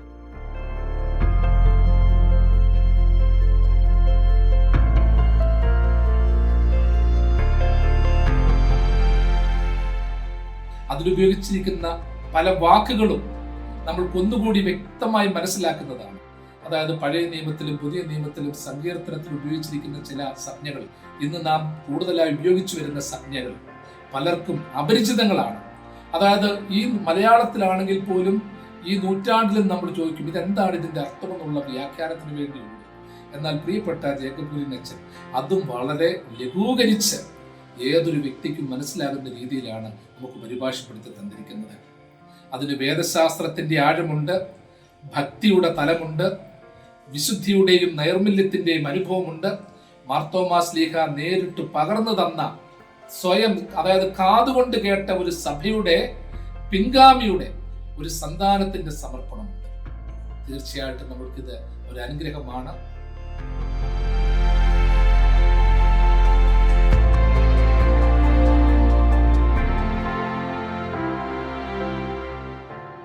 നമ്മളത് ആ രീതിയിൽ ഒന്ന് പ്രോത്സാഹിപ്പിക്കാനായിട്ട് സത്യം പറഞ്ഞാൽ ശ്രമിക്കാത്തത് കൊണ്ടാണ് ഒരു വേദപുസ്തകം നമുക്ക് വേണം എന്നുള്ളൊരു ബോധ്യത്തിലേക്ക് നമ്മൾ വരാതെ പോയത്, ഇപ്പോഴും ആയിരിക്കുന്നത്. നമുക്ക് ദൈവവചനം അത് ഒഥൻറ്റിക്കായിട്ട് പഠിക്കണം എന്നുള്ളത് നമുക്ക് ആവശ്യമാണ്. ഈ അടുത്ത കാലത്തൊരു ചർച്ച ഉണ്ടായത് നിങ്ങളുടെ ഈ സാമൂഹ്യ മാധ്യമങ്ങളിലൊക്കെ വന്നതാ. ഒരു വ്യക്തി, അദ്ദേഹം ബൈബിൾ നല്ലപോലെ പഠിച്ചിട്ടുള്ള ആളാണ്. അദ്ദേഹത്തിൻ്റെ അനുഭവത്തിൽ നിന്നും അദ്ദേഹത്തിൻ്റെ വിശകലനത്തിൽ നിന്നും യഹോവ എന്നുള്ള പദം ഒരു ഗോത്ര ദൈവത്തിൻ്റെ പദമാണ്, അത് പരമ ദുഷ്ടത ഒക്കെയുള്ള പ്രതികാരത്തിൻ്റെ ദൈവമാണ്, അതുകൊണ്ടത് വേണ്ട എന്ന് പറഞ്ഞൊരു പഠിപ്പിക്കൽ നടത്തിയായിരുന്നു. അതല്ല, പഴയ നിയമത്തിൽ ഭൂരിപക്ഷ ഭാഗത്തും യഹോവ കരുണയുള്ളവനും ദയവുള്ളവനും പാപികളെ നേർവഴിക്ക് നടത്തുന്നവനും നടക്കാൻ ആഗ്രഹിക്കുന്നവനുമാണ്. നിനിവേയിലെ ആളുകളെ പോലും, അവർ യഹൂദരല്ലായിരുന്നു, പോലും രക്ഷപ്പെടാൻ വേണ്ടി അവർക്ക് വേണ്ടി പ്രവാചകനെ അയച്ചു കൊടുക്കുന്ന യഹോവയാണ്. അപ്പം ആ യഹോവ ആ രീതിയിലല്ല കാണേണ്ടത്. യഹോവ നീതിയുള്ളവനാണ്, സ്നേഹമുള്ളവനാണ്, കരുണയുള്ളവനാണ്. പക്ഷേ ആ യഹോവ എന്നുള്ള പദത്തിന് പകരം ദൈവം എന്ന പദം ഉപയോഗിച്ചാൽ ആ കരുണയും സ്നേഹവും ആ മനസ്സലിയുമൊക്കെ കുറെ കൂടി ആളുകൾക്ക് ഹൃദ്യമായിട്ട് മാറുന്ന ഒരു കാലഘട്ടത്തിലാണ് നമ്മൾ വന്നിരിക്കുന്നതും ആദിമസഭ അങ്ങനെ ആയിരുന്നു താനും ആ പദത്തെ ഉപയോഗിച്ചുകൊണ്ടിരുന്നത് എന്നുള്ളത് കൊണ്ടും ഇത് രണ്ടും കൂടെ ചേർന്ന് പോകുന്നതുകൊണ്ട്. അല്ലെങ്കിൽ നമുക്ക് എന്താ അവകാശമെന്ന് ചോദിക്കും. ചേട്ടാ, സഭയുടെ പാരമ്പര്യത്തിൽ മുഴുവൻ യഹോവ കിടക്കുമ്പോൾ നിന്നോടാര് പറഞ്ഞു ഇത് മാറ്റാൻ? നോ, സഭയുടെ പാരമ്പര്യത്തിൽ ആദ്യം മുതലേ യഹോവയ്ക്ക് പകരം കർത്താവും ദൈവവും ആയിരുന്നു എന്നുള്ളത് നമ്മൾ കണ്ടെത്തി അതിലേക്ക് നമ്മൾ തിരിച്ചു വരുന്നത് ആയിരിക്കും ഇന്നത്തെ കാലഘട്ടത്തിനും ആവശ്യം. അതൊരു തെറ്റിദ്ധാരണ കൂടി ഇപ്പൊ പറഞ്ഞത്. ആളുകളിപ്പോ യഹോവ എന്ന വാക്കിൽ മാത്രം ശ്രദ്ധ കേന്ദ്രീകരിച്ച് നമുക്ക് തിരുത്താൻ പാടില്ല. അതൊരു പഠനത്തിന്റെ ഒരു കുറവാണ്. പറഞ്ഞതുപോലെ എന്റെ ഒരു ചോദ്യം കൂടാണത്, അല്ലെങ്കിൽ ഒരു ആശങ്കയാണ്. നമ്മുടെ ദേവാലയത്തിൽ അല്ലെങ്കിൽ നമ്മുടെ ആത്മീയ സംഘടനകളിൽ ബൈബിളിനെ എപ്രകാരം ഒന്ന് പ്രചരിപ്പിക്കുക, അഥവാ പഠനാത്മകമായി എങ്ങനെ അവതരിപ്പിക്കേണ്ടതുണ്ട്? ചിലൊരു ആഗ്രഹമോ അല്ലെങ്കിൽ ഒരു നിർദ്ദേശമോ എന്തായിരിക്കും?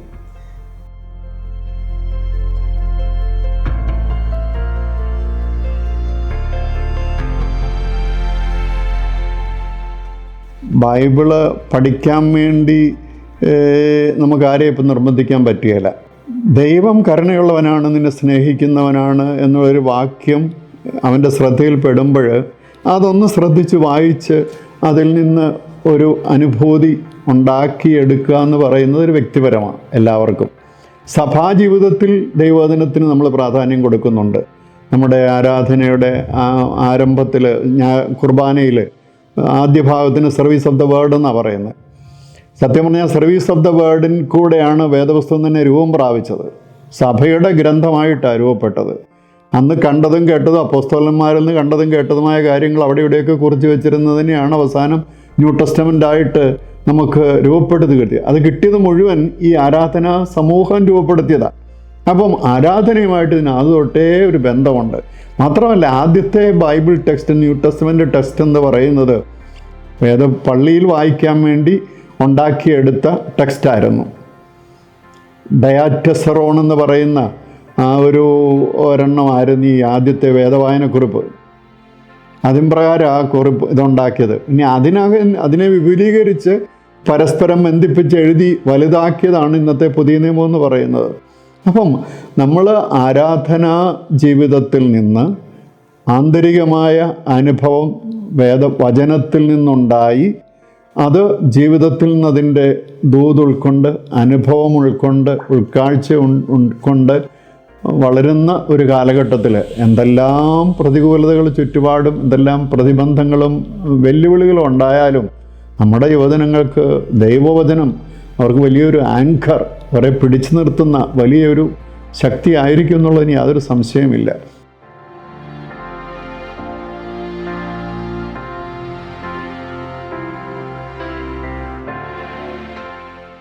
എനിക്കതിൽ ഏറ്റവും ഇഷ്ടപ്പെട്ട ഒരു കാര്യമായിട്ട് അടുത്ത കാലത്ത് കോട്ടയം ഭദ്രാസനം എല്ലാവരും 6000-ത്തിലധികം പേര് ചേർന്ന്, അത് തീരെ കുഞ്ഞുങ്ങൾ തൊട്ട് 90 വയസ്സുള്ള റമ്പാച്ചം വരെ ഇരുന്ന്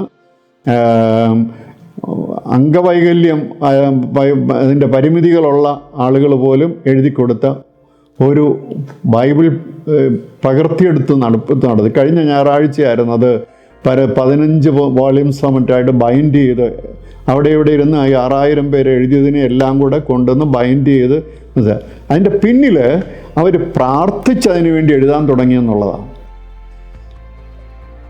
5 വാക്യമല്ലേ 10 വാക്യമേ എഴുതിയുള്ളെങ്കിലും അത് എഴുതുന്നതിന് മുമ്പ് നിങ്ങൾ പള്ളിയിൽ പോയിരിക്കണം, പ്രാർത്ഥിക്കണം, കുർബാന കൊണ്ടിരിക്കണം, ഇങ്ങനെയുള്ള ചില റിക്വയർമെൻറ്റ്സ് ഒക്കെ സാറ്റിസ്ഫൈ ചെയ്ത് വളരെ വിശുദ്ധിയോടുകൂടി ആ കുട്ടികൾ, അധ്യാപകർ അവർ കൈകാര്യം ചെയ്യുമെന്ന് കേട്ടപ്പോൾ എനിക്കൊരു കാരണം അവർ വെക്കാനായിട്ട് എല്ലാവരെ കൊണ്ടും പറ്റും. പക്ഷേ ഇതുപോലെ ഒരു പ്രിപ്പറേഷനോടുകൂടി ദൈവവചനത്തിന് വേണ്ടിയുള്ള ആന്തരികമായ ഒരു തയ്യാറെടുപ്പോടുകൂടി അവർ നടത്തിയെന്ന് കേട്ടപ്പോൾ വലിയൊരു സന്തോഷമായിട്ട് തോന്നി. എന്ന് പറഞ്ഞതുപോലെ നമ്മുടെ ഇടയിൽ ബൈബിൾ സ്റ്റഡി എന്ന് പറയുന്നത് വേദപുസ്തകം വായിക്കാനും പഠിക്കുവാനും അർത്ഥം മനസ്സിലാക്കാനും താരതമ്യപ്പെടുത്തി പഠിക്കുവാനും ഒക്കെ ഉള്ള ഒരു ഉണർവ് നമുക്ക് ഉണ്ടാക്കിയെടുക്കേണ്ടിയിരിക്കും. നമുക്കൊരു കാലത്തുണ്ടായിരുന്നു. വേദപുസ്തകം അധികം കോപ്പി ഇല്ലായിരുന്നെങ്കിലും വേദപുസ്തകം പഠിക്കുന്നവരൊത്തിരി ഉണ്ടായിരുന്നു. എൻ്റെ അമ്മ 150 സങ്കീർത്തനവും മനപ്പാഠം ചൊല്ലിയിട്ടുള്ള ആളാണ്. അതൊന്ന് 4ാം ക്ലാസ് വരെ പഠിച്ചിട്ടുള്ളൂ. പക്ഷേ മുഴുവനും നോക്കി വായിച്ചൊന്ന് കേട്ട് പഠിച്ചതാണ്. ബൈബിൾ അച്ചടി അഥവാ മുദ്രിതമായ പുസ്തകങ്ങൾ ഇല്ലാതിരുന്ന കാലത്ത് കാണാ പഠിച്ചു. അതൊക്കെ വചനത്തോടുള്ള ഒരു ബന്ധത്തിൽ നിന്ന് വരുന്ന ഒരു കാര്യമാണ്. അത് നമുക്ക് രൂപപ്പെടുത്തിയെടുക്കണം.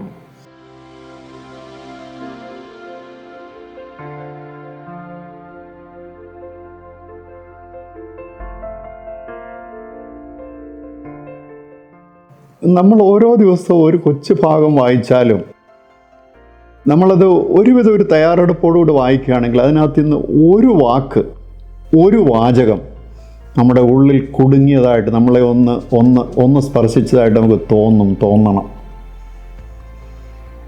ഞാൻ എന്നും ഈ എമ്മാവൂസിലേക്ക് പോയ ശിഷ്യന്മാരുടെ കാര്യം വായിക്കുമ്പോൾ ഞാൻ കിടിലം കൊള്ളും. അവർ പിന്നീട് കർത്താവിനെ കുറിച്ച് പറയുന്ന അവൻ തിരുവചനങ്ങൾ നമ്മളോട് വെളിപ്പെടുത്തി നമ്മളോട് സംസാരിച്ചപ്പോൾ നമ്മുടെ ഉള്ളിൽ നമ്മുടെ ഹൃദയം കത്തിക്കൊണ്ടിരുന്നില്ലയോ എന്ന് പറഞ്ഞു. ഒരു കത്തൽ ദൈവവചനവുമായിട്ട് ബന്ധപ്പെടുമ്പോൾ ഉണ്ടാകുക. ദൈവവചനം കേട്ട ആളുകൾ വചനം ഹൃദയത്തിൽ കുത്തുകൊണ്ടെന്ന ഒരു കത്തലും ഒരു കുത്തും ദൈവവചനത്തിൽ നിന്നുണ്ടാകും. എന്തിനു വേണ്ടിയാണ്? വചനം അവരെ സൗഖ്യമാക്കിയെന്ന് സങ്കീർത്തനത്തിൽ പറയുന്നുണ്ട്. അവരെ സൗഖ്യമാക്കുന്ന ദൈവവചനം കൂടെ ആയതുകൊണ്ട് വചനം 119 സങ്കീർത്തനം ഉണ്ടല്ലോ, അത് ആദ്യോടൊന്നും നോക്കിയിട്ടുണ്ടോ? അത് മുഴുവൻ ദൈവവചനത്തെക്കുറിച്ച് മാത്രമാണ്. 119 സങ്കീർത്തനം 22 സെക്ഷൻസ് ഉണ്ട്. എബ്രായ ഭാഷയിലെ ഓരോ അക്ഷരങ്ങളാണ് ഓരോ ടൈറ്റിലായിട്ട് കൊടുത്തിരിക്കുന്നത്.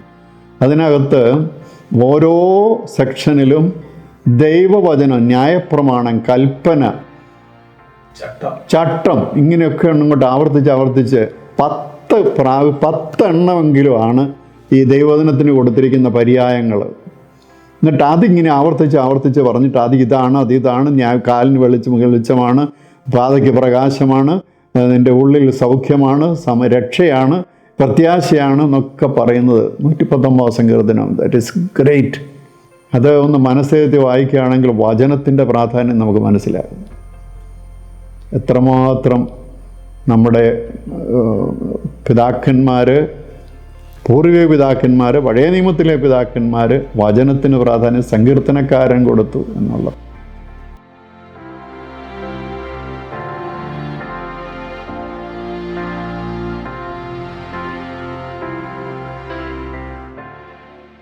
ആ ഒരു നാമരൂപത്തിൽ തന്നെ എല്ലാം ഉണ്ട്.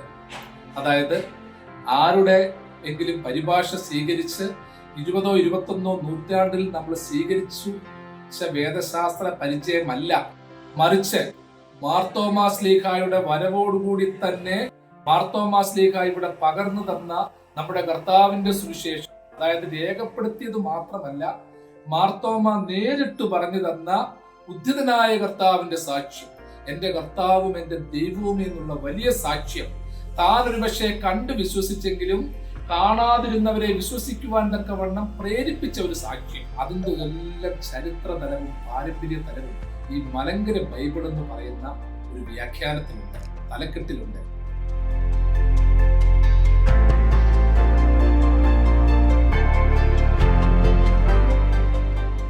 നമ്മുടെ വൈദികര് നിർബന്ധമായിട്ടും അവരെന്തെല്ലാം അവർക്ക് തിരക്കുകളുണ്ടെങ്കിലും ഞായറാഴ്ച ദൈവവചനത്തിൽ നിന്ന് ഒരു വാചകമെങ്കിലും തൻ്റെ ഹൃദയത്തിൽ സ്പർശിച്ചത് ജനങ്ങളുമായിട്ട് പങ്കുവെക്കാൻ കടപ്പെട്ടവനാണ്. അത് ഇപ്പം സെമിനാരി വിദ്യാർത്ഥികൾ വരുന്ന പള്ളികളിൽ ഈ അച്ഛന്മാർ അവരുടെ ജോലി മുഴുവൻ സെമിനാരിക്കാരെ ഏൽപ്പിക്കുന്ന പോലെ അങ്ങ് മാറിപ്പോയിട്ടുണ്ട് ചിലയിടങ്ങളിലൊക്കെ. അത് അത്ര ശരിയല്ലെന്നാണ് എൻ്റെ വ്യക്തിപരമായ അഭിപ്രായം. അവർ വന്ന് പ്രസംഗിക്കട്ടെ, ഒന്നിരാടൻ ആഴ്ചയെങ്കിലും അച്ഛൻ എന്ത് തിരക്കുണ്ടെങ്കിലും ആ പറയുന്ന വചനം അച്ഛൻ മനസ്സിൽ ഗ്രഹിച്ച് ധ്യാനിച്ച് ജനങ്ങളുമായിട്ട് തനിക്ക് തോന്നിയ തമ്പുരാൻ തോന്നിച്ചു തന്നത് ഒന്ന് പങ്കുവയ്ക്കുവാൻ നമ്മൾ ശ്രമിച്ചാൽ അതിൻ്റെതായ മാറ്റം ഉണ്ടാകും. കാരണം ചില ആളുകൾ എൻ്റെ വ്യക്തിപരമായ ജീവിതത്തിൽ പറഞ്ഞിട്ടുണ്ട്, ഞാൻ വലിയ പ്രസംഗക്കാരനൊന്നും അല്ലെങ്കിലും ഞാൻ ഒരു കാര്യം ശ്രദ്ധിച്ചിട്ടുണ്ട്, നമ്മൾ പറഞ്ഞതിനെ അവർ ഉൾക്കൊണ്ടു എന്നുള്ളവരുടെ കണ്ണുകളിൽ നമുക്ക് തിരിച്ചു കിട്ടുന്ന ഒരു അനുഭവം ഉണ്ടെന്നാണ് എനിക്ക് തോന്നുന്നത്. ഏതായാലും ദൈവവചനം കിട്ടാതെ ജനം മടങ്ങിപ്പോകരുത്. അത് ഹൃദയത്തിൽ കിട്ടണം. ബുദ്ധിയിൽ കിട്ടിയാൽ പോരാ, ഹൃദയത്തിൽ കിട്ടുന്ന ഒരനുഭവം ഉണ്ടാകണം.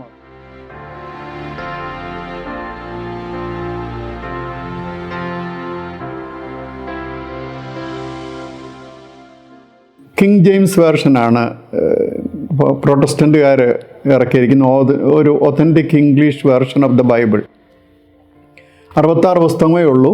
പക്ഷേ അതിന് കിങ് ജെയിംസ് വേർഷൻ്റെ ഒറിജിനലിനകത്ത് നമ്മുടെ പുതിയ നിയമത്തിൻ്റെ ആദ്യ രൂപങ്ങളിലെ അർത്ഥം അതേപടി വരുത്താനായിട്ട് ശ്രമിച്ചിട്ടുണ്ട്. എന്നാൽ അതിന് മലയാളത്തിലേക്ക് വന്നപ്പോഴത്തേന് ഒത്തിരി വെള്ളം ചേർത്ത് അങ്ങനെയുള്ള ചില ഭാഗങ്ങൾ നമുക്ക് നമ്മുടെ ആളുകൾ തന്നെ ചില ചൂണ്ടിക്കാണിച്ചിട്ടുണ്ട്. ഇപ്പം എണ്ണ പൂശി എന്നുള്ളതിന് പകരം അത് യഥാർത്ഥത്തിൽ തൈലം ലേപനം ചെയ്തു എന്ന് പറഞ്ഞാൽ അതിന് കുറെ കൂടി ഒരു അർത്ഥം വരും. എണ്ണ പൂശി മൂപ്പന്മാർ എന്നുള്ളതിന് പകരം അതിന് വൈദിക സ്ഥാനികൾ എന്ന് പറഞ്ഞാൽ കുറെ കൂടെ യഥാർത്ഥത്തിൽ ഓതൻറ്റിക് ABക്കകത്ത് കിങ് ജെയിംസ് വേർഷനകത്ത് ഈ മൂപ്പന്മാരെന്നുള്ളതിന് പകരം നമുക്ക് ചേർക്കാവുന്ന നമുക്ക് പുരോഹിത സ്ഥാനികൾ, വൈദികർ എന്നുള്ളവർക്ക് ചേർക്കാവുന്ന പദങ്ങൾക്കുള്ള ഒരു പ്രൊവിഷൻ ഉണ്ടായിരുന്നു.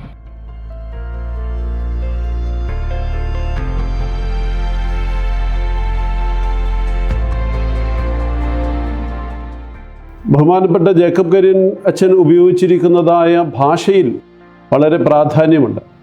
മലങ്കര സഭയുടെ ആരാധനാശാസ്ത്രമായിട്ട് വളരെയധികം ബന്ധപ്പെട്ടു വരുന്നതായ പദങ്ങളാണ് ഈ മലങ്കര ബൈബിളിൽ അദ്ദേഹം ഉപയോഗിച്ചിരിക്കുന്നത്. ഉദാഹരണത്തിന് സത്യവേദ പുസ്തകത്തിൽ യഹോവ എന്ന പദം പഴയ നിയമത്തിൽ വീണ്ടും വീണ്ടും ഉപയോഗിക്കുമ്പോൾ അദ്ദേഹം ഉപയോഗിക്കുന്നതായ പദം ആലോഹോ, മൊറിയോ എന്നീ പദങ്ങൾ, സുറിയാനി പദങ്ങളുടെ മലയാള ഭാഷയായ ദൈവം, കർത്താവ് എന്നീ പദങ്ങളാണ് ഉപയോഗിക്കുന്നത്. അങ്ങനെ നാം ചിന്തിക്കുമ്പോൾ നമ്മുടെ ആരാധനാ ഭാഷയുമായിട്ട് വളരെയധികം ചേർന്ന് പോകുന്നതായ ടെർമിനോളജിയാണ് അദ്ദേഹം ഉപയോഗിക്കുന്നത്. ഉത്തര കാനോനിക ഗ്രന്ഥങ്ങൾ അദ്ദേഹത്തിൻ്റെ മലങ്കര ബൈബിളിൽ ഉൾപ്പെടുത്തിയിട്ടുണ്ട് എന്നുള്ളതാണ് പ്രധാനപ്പെട്ട ഒരു കാര്യം. ഉത്തര കാനോനിക ഗ്രന്ഥങ്ങൾ എന്ന് പറയുന്നത് ഡ്യൂട്രോ കാനോനിക്കൽ ഗ്രന്ഥങ്ങൾ. അവ പഴയ നിയമത്തിനും പുതിയ നിയമത്തിനും ഇടയിലുണ്ടായിരുന്നതായ കാലഘട്ടത്തിലെ യഹൂദന്മാരുടെ ഇടയിൽ പ്രചാരത്തിലിരുന്നതായ ഗ്രന്ഥങ്ങളാണ്. അവ പ്രോട്ടസ്റ്റൻ്റ് ബൈബിളിൽ കാണുന്നില്ല. എന്നാൽ ആദിമ സഭാപിതാക്കന്മാർ എല്ലാവരും അത് ഉപയോഗിച്ചിരുന്നു. അതേപോലെ തന്നെ പല പുതിയ നിയമ ഗ്രന്ഥങ്ങളിലും ഇതിനെക്കുറിച്ച് അല്ലെങ്കിൽ ഈ പുസ്തകങ്ങളിൽ നിന്നുള്ളതായ കൊട്ടേഷൻസ് ഉപയോഗിക്കുന്നുണ്ട്. അങ്ങനെ നോക്കുമ്പോൾ മലങ്കര ബൈബിൾ മലങ്കര സഭയുടെ പാരമ്പര്യവുമായിട്ട് സഭാശാസ്ത്രപരമായിട്ട് വളരെയധികം ബന്ധപ്പെടുന്നതായ കാര്യങ്ങളാണ്.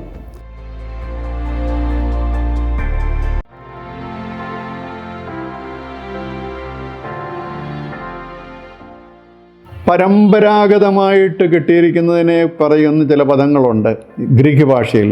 പാരാഡോക്കെയിൻ എന്ന പദം അത് യഥാർത്ഥത്തിൽ പാരമ്പര്യമെന്നാണ്. ഈ പാരമ്പര്യമെന്ന് കിടക്കുന്ന ഭാഗങ്ങളെ പോലും പ്രമാണങ്ങളാക്കിയാണ് മാറ്റിയത്.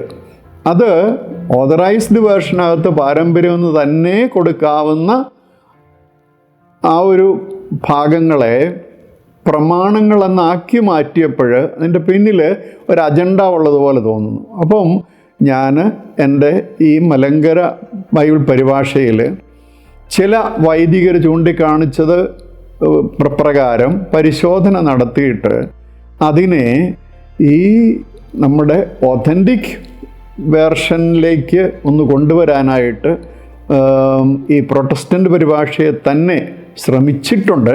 ഞാൻ വലിയ ആളായിട്ടല്ല, വലിയ പണ്ഡിതനായിട്ടല്ല, പക്ഷേ അതിൻ്റെ ചില പദങ്ങൾ അങ്ങനെ നമുക്ക് അനുകൂലം ആണ് എന്നുള്ളത് കൊണ്ട് തന്നെയാണ്. ഇപ്പം ഉദാഹരണത്തിന് ഇപ്പം യാക്കോബ് ശ്ലീഹായുടെ ലേഖനം 5-ാം അധ്യായം 14-ാം വാക്യം, അതിൽ നിങ്ങളിൽ ദീനമായി കിടക്കുന്നവൻ സഭയിലെ മൂപ്പന്മാരെ വരുത്തട്ടെ, അവർ കർത്താവിൻ്റെ നാമത്തിൽ അവനെ എണ്ണ പൂശി അവന് വേണ്ടി പ്രാർത്ഥിക്കട്ടെ. എന്നാൽ അതിനെ ഓതറൈസ്ഡ് വെർഷൻ പ്രകാരം തന്നെ നിങ്ങളിൽ ദീനമായി കിടക്കുന്നവൻ സഭയിലെ വൈദികരെ വരുത്തട്ടെ, അവർ കർത്താവിൻ്റെ നാമത്തിൽ അവനെ തൈലം പൂശി അവന് വേണ്ടി പ്രാർത്ഥിക്കട്ടെ. അതുപോലെ തന്നെ 2 പത്രോസ് 2:2 നിങ്ങൾ കേൾപ്പിച്ച് കിട്ടിയ വിശുദ്ധ കൽപ്പനയെ എന്നാണ് ബൈബിൾ സൊസൈറ്റി കൊടുത്തിരിക്കുന്നത്. ഏൽപ്പിച്ച് കിട്ടിയ, അതിന് പാരാഡോക്കെ എന്നുള്ള പദം ഉപയോഗിച്ചിരിക്കുന്നത്. അത് യഥാർത്ഥത്തിൽ നിങ്ങൾക്ക് പാരമ്പര്യമായി കിട്ടിയ വിശുദ്ധ കൽപ്പന എന്നാണ് കൊടുക്കേണ്ടത്. പാരമ്പര്യം എന്നുള്ളത് വിശുദ്ധ പാരമ്പര്യമാണ്. അപ്പം പാരമ്പര്യം ഏതാണ്ട് വല്ലാത്ത നമുക്ക് ചേരാത്ത സംഗതിയാണെന്നുള്ള മുൻവിധിയോടുകൂടി ആ പദത്തെ തന്നെ ഒഴിവാക്കിയ പരിഭാഷയെ നമുക്ക് അത് യഥാർത്ഥത്തിൽ നല്ല അർത്ഥത്തോട് ചേർക്കാവുന്നിടത്ത് ചേർക്കണം എന്നുള്ളത് കൊണ്ട് ഞാനതിനെ തങ്ങൾക്ക് പാരമ്പര്യമായി കിട്ടിയ വിശുദ്ധ കൽപ്പനയെ നീതിയുടെ വഴി അറിഞ്ഞ ശേഷം വിട്ടുകളയുന്നതിനേക്കാൾ അത് അറിയാതിരിക്കുന്നവർക്ക് നന്നായിരുന്നു എന്ന് വേറെ ഒരു മാറ്റവും വരുത്തിയിട്ടില്ല. അപ്പം പാരമ്പര്യം എന്നുള്ള പദത്തെ നമുക്ക് ചേർക്കാവുന്നിടത്തൊക്കെ ചേർക്കുക എന്ന് പറയുന്നത് ആവശ്യമാണ്. അത് നമ്മൾ ഈ മലങ്കര ബൈബിളിൽ ചെയ്തിട്ടുണ്ട്. ഈ പാരമ്പര്യം എന്ന പദം തന്നെ വ്യർത്ഥമാണ് എന്ന് വരത്തക്കമാണുള്ളൊരു വാക്യമുണ്ട്. അതെ അതെ, ഓക്കെ. 1 പത്രോസ് 1:18 വ്യർത്ഥവും അതിൻ്റെ കാര്യം എന്താ, ഈ പാരമ്പര്യം എന്ന പദം ഉപയോഗിച്ചിരിക്കുന്നത് ഈ അർത്ഥത്തിൽ മാത്രമേ ഉള്ളൂ. യഥാർത്ഥത്തിൽ അത് ഉപയോഗിക്കേണ്ടത് അതിൻ്റെ നല്ല അർത്ഥത്തിലാണ്, സൂചനയില്ല. എന്നാൽ പാരമ്പര്യത്തെ വികലമാക്കാൻ വേണ്ടി, പാരമ്പര്യം എന്ന് പറഞ്ഞ് കൊള്ളാരുതാത്തതുകൊണ്ട് ഈ പദം ഇവിടെ ഉപയോഗിച്ചിട്ടുണ്ട്. അതുകൊണ്ട് അതിൻ്റെ പരിഭാഷയിൽ ഞാൻ കൊടുത്തിരിക്കുന്നത് വ്യർത്ഥ പിതൃപാരമ്പര്യപ്രകാരമുള്ള നിങ്ങളുടെ നടപ്പിൽ നിന്ന്. വ്യർത്ഥ പാരമ്പര്യമുണ്ട്, സത്യപാരമ്പര്യമുണ്ട്. അപ്പം വ്യർത്ഥ പിതൃപാരമ്പര്യം, വ്യർത്ഥവും പിതൃപാരമ്പര്യവും ഉള്ള എന്നുള്ളതിനെ കുറിച്ച് വ്യർത്ഥ പിതൃപാരമ്പര്യപ്രകാരമുള്ള എന്നുള്ളതെന്നാക്കി മലങ്കര ബൈബിളിൽ അങ്ങനെ ആക്കിയിട്ടുണ്ട്. അധ്യക്ഷൻ എന്നുള്ളതിന് എപ്പിസ്കോപ്പ എന്ന് ഞാൻ ഉപയോഗിച്ചിട്ടുണ്ട്, ഉപയോഗിച്ചിട്ടുണ്ട്. മൂപ്പൻ എന്നുള്ളതിന് വൈദികനെന്നും ആചാര്യനെന്നും കൊടുത്തിട്ടുണ്ട്.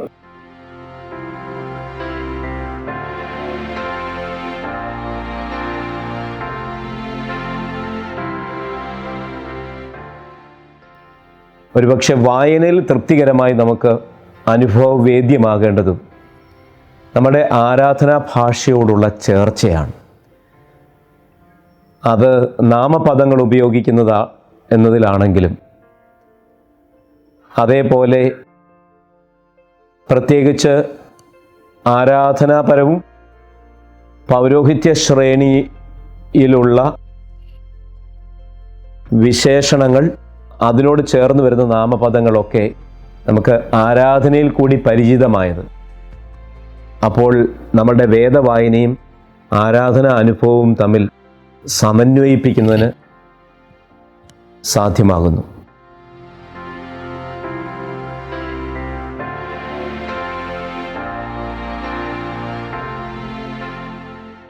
Timothy 5:6 കാമുകിയായുള്ള ജീവിച്ചിരിക്കയിൽ തന്നെ ചത്തവളെന്നാണ് ബൈബിൾ സൊസൈറ്റി കൊടുത്തിരിക്കുന്നത്.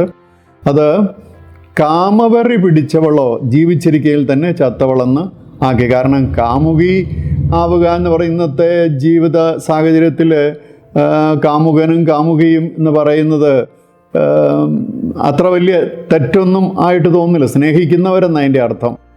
അപ്പം കാമവെറി പിടിച്ച അവളുടെ ലക്ഷ്യം അത് മാത്രമാണ്. അത് ജീവിച്ചിരിക്കുമ്പോൾ തന്നെ ചത്തവളാണെന്ന് പറയുന്നുണ്ട്. എന്നാൽ ഒരാളിനെ സ്നേഹിച്ച ആൾ ഒരു കാമുകിയായി പോയത് കൊണ്ട് ജീവിച്ചിരിക്കുമ്പോൾ തന്നെ ചത്തവളാണെന്നുള്ള അർത്ഥം അതിനകത്ത് വരുന്നില്ല.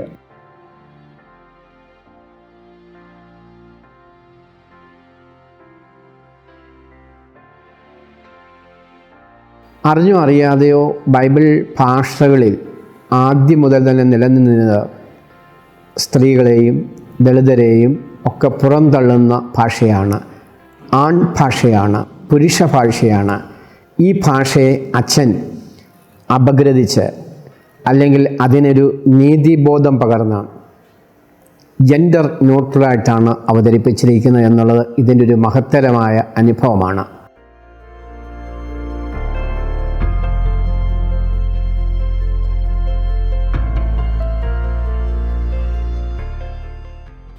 ഏതെങ്കിലും തട്ടി നിന്നിട്ടുണ്ടോ? അതായത് ഈ മൂലഭാഷയിൽ പറഞ്ഞിരിക്കുന്ന കാര്യങ്ങൾ പൂർണ്ണമായും പ്രകാശിപ്പിക്കാൻ ഭാഷ ഒരു തടസ്സമായിട്ടുണ്ടോ എപ്പോഴെങ്കിലും? ചുരുക്കം ചില ഇടങ്ങളിൽ കുറേയേറെ സമയം മെനക്കെടേണ്ടി വന്നിട്ടുണ്ട്. എഴുതിയത് തന്നെ ഒന്ന് എഴുതിയിട്ട് പിന്നെ അത് തിരുത്തി വീണ്ടും മാറ്റി എഴുതേണ്ടി വന്നിട്ടുണ്ട്.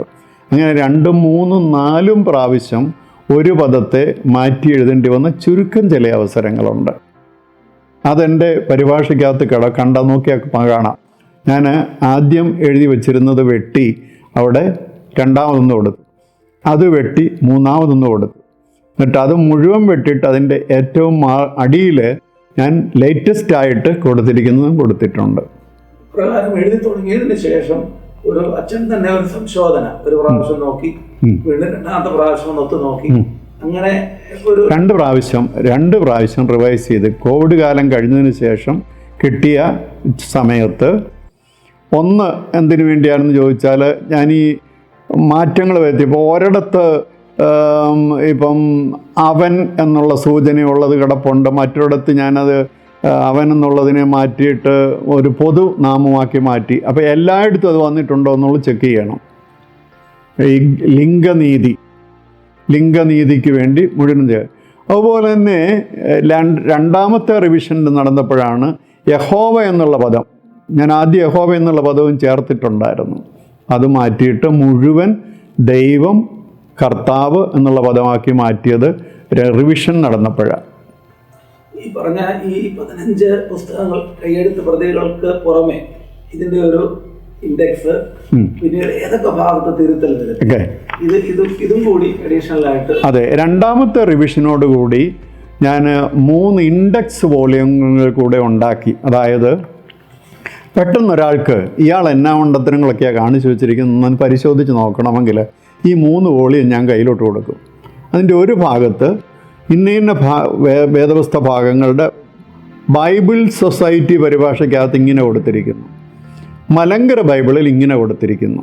അപ്പോൾ പെട്ടെന്ന് എന്തൊക്കെ മാറ്റങ്ങളാണ് ഈ മലങ്കര ബൈബിളിൽ മുഴുവനായിട്ട് വരുത്തിയിട്ടുണ്ടെന്നുള്ളത് ഒറ്റ നോട്ടത്തിൽ റെഫറൻസ് സഹിതം ഈ 3 വാല്യങ്ങളിലായിട്ട് നോക്കിയാൽ മനസ്സിലാകും. ആദ്യോടന്തം ആ ഒരു പേനയാണ് ഉപയോഗിച്ചതെന്ന് പറഞ്ഞു. അതിന് പറയാൻ എന്തെങ്കിലും ഒരു മാനസികമായ ചിന്ത ഉണ്ടായിട്ട് ഒരു പേന കൊണ്ട് തന്നെ ഇത് പൂർത്തീകരിക്കണം എന്നുള്ള അങ്ങനെ ഒന്നും എനിക്ക് അങ്ങനെ തീരുമാനിച്ചൊന്നുമില്ല. എഴുതി വന്നപ്പോഴാണ് ആ ഒരൊറ്റ പേന ഉപയോഗിച്ചത്. അതിനകത്ത് റീഫില്ലുകൾ മാത്രം മാറി എന്നുള്ളതേ ഉള്ളൂ. അപ്പോൾ ആ പേന ഞാൻ കളയുന്നില്ല എന്ന് വിചാരിച്ച് അതോ കൂട്ടത്തിൽ ആ ബൈബിളിൻ്റെ കൂടെ വെച്ചിട്ടുണ്ട്. അച്ഛൻ ആഗ്രഹിക്കുന്നത് ഇതിപ്പോ പ്രസിദ്ധീകരിക്കപ്പെടണമെന്നുള്ള നമ്മുടെ ഒരു ആഗ്രഹം എല്ലാവരും ഉപയോഗിക്കണമെന്നതിൻ്റെ അടിസ്ഥാനത്തിലാണ്. അത്രയേ ഉള്ളൂ. നമ്മുടെ സഭാംഗങ്ങൾ ബൈബിൾ വായിക്കുന്നവരും ധ്യാനിക്കുന്നവരുമാകണം. ധ്യാനിക്കുമ്പോൾ അവർക്കത് മനസ്സിലാകണം കുറേയെങ്കിലുമൊക്കെ, അതിന് സാധിക്കുന്ന രീതിയിൽ.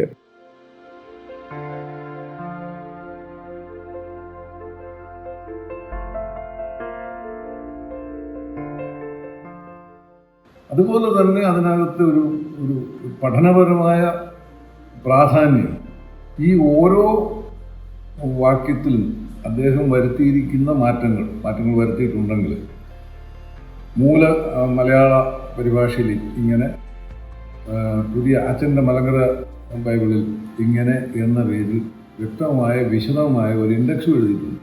അപ്പോഴത് കണ്ടുപിടിക്കാൻ വളരെ എളുപ്പമാണ്. അതൊരു പ്രധാന കാര്യം, ഒരു പഠന ഗ്രന്ഥം എന്നുള്ള നിലയിൽ.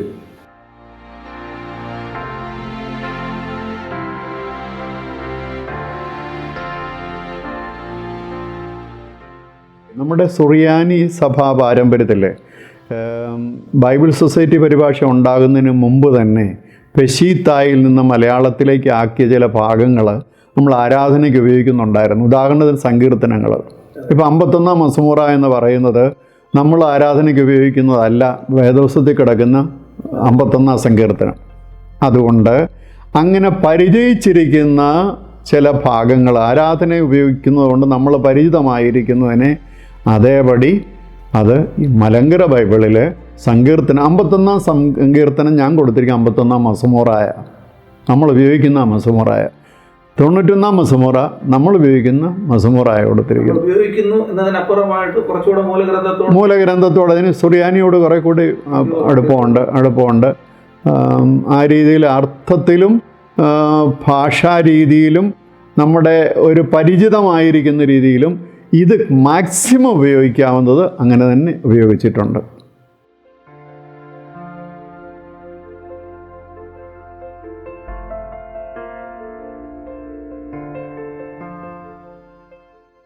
ബൈബിൾ ട്രാൻസ്ലേഷൻ എപ്പോഴുണ്ടായപ്പോഴും അതിന് ജനകീയ പിന്തുണ ലഭിച്ചിട്ടില്ല.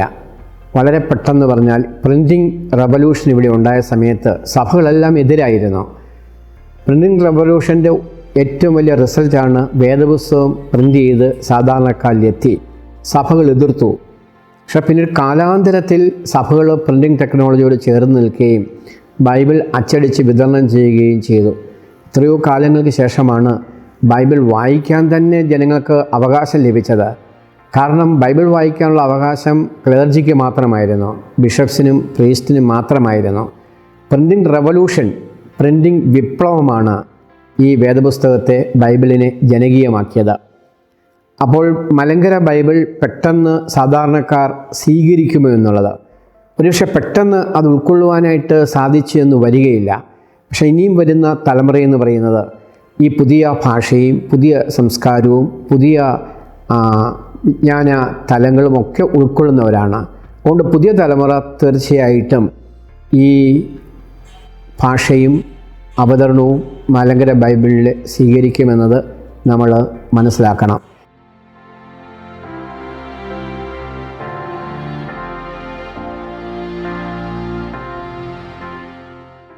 ആത്മസംതൃപ്തിയുണ്ട്. പക്ഷേ ഇത് മറ്റതിനേക്കാൾ ഭേദമാണെന്നൊന്നും ഞാൻ അവകാശപ്പെടുകയില്ല. ഒത്തിരി കുറവുകൾ ഇനിയും കാണുമായിരിക്കും.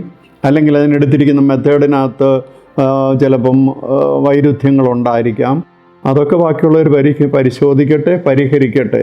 പിന്നെ അച്ഛൻ പറഞ്ഞ ഒരു കാര്യം, ഇത് പ്രിൻ്റ് ചെയ്ത് കാണുക എന്നുള്ള എൻ്റെ വലിയ ലക്ഷ്യമല്ലായിരുന്നു. ഞാൻ ഇറക്കാൻ ആഗ്രഹിക്കുന്നില്ല അങ്ങനെ. എന്നാൽ ഇതും കൂടി ഒന്ന് പരിശോധിച്ച് മലങ്കര സഭയ്ക്ക് ഒരു ബൈബിൾ ടെക്സ്റ്റ് എത്രയും വേഗം സമ്പൂർണ്ണ ബൈബിൾ ടെക്സ്റ്റ് ഉണ്ടാകേണ്ടതൊരാവശ്യമാണെന്ന് എനിക്ക് തോന്നുന്നുണ്ട്.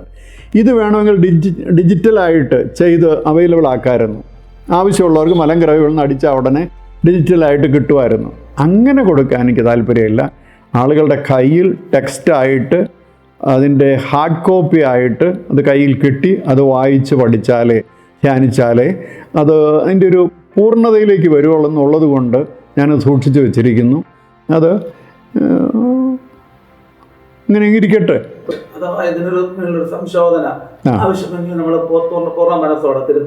തീർച്ചയായും എന്ത് മാറ്റങ്ങൾ വരുത്താനായിട്ടാണെങ്കിലും ഞാനത് വെൽക്കം ചെയ്യുന്നു. ഒരു റീഡബിലിറ്റി, വായിക്കുന്ന ആളുകൾക്ക് വായിക്കാനൊരു സുഖം, കേൾക്കാനൊരു സുഖം, മനസ്സിലാക്കാനുള്ളൊരു സുഖം, മനസ്സിലാക്കി കഴിഞ്ഞൊരു ഉള്ളിലൊരു സുഖമുണ്ടല്ലോ, അതുകൂടെ വേണം.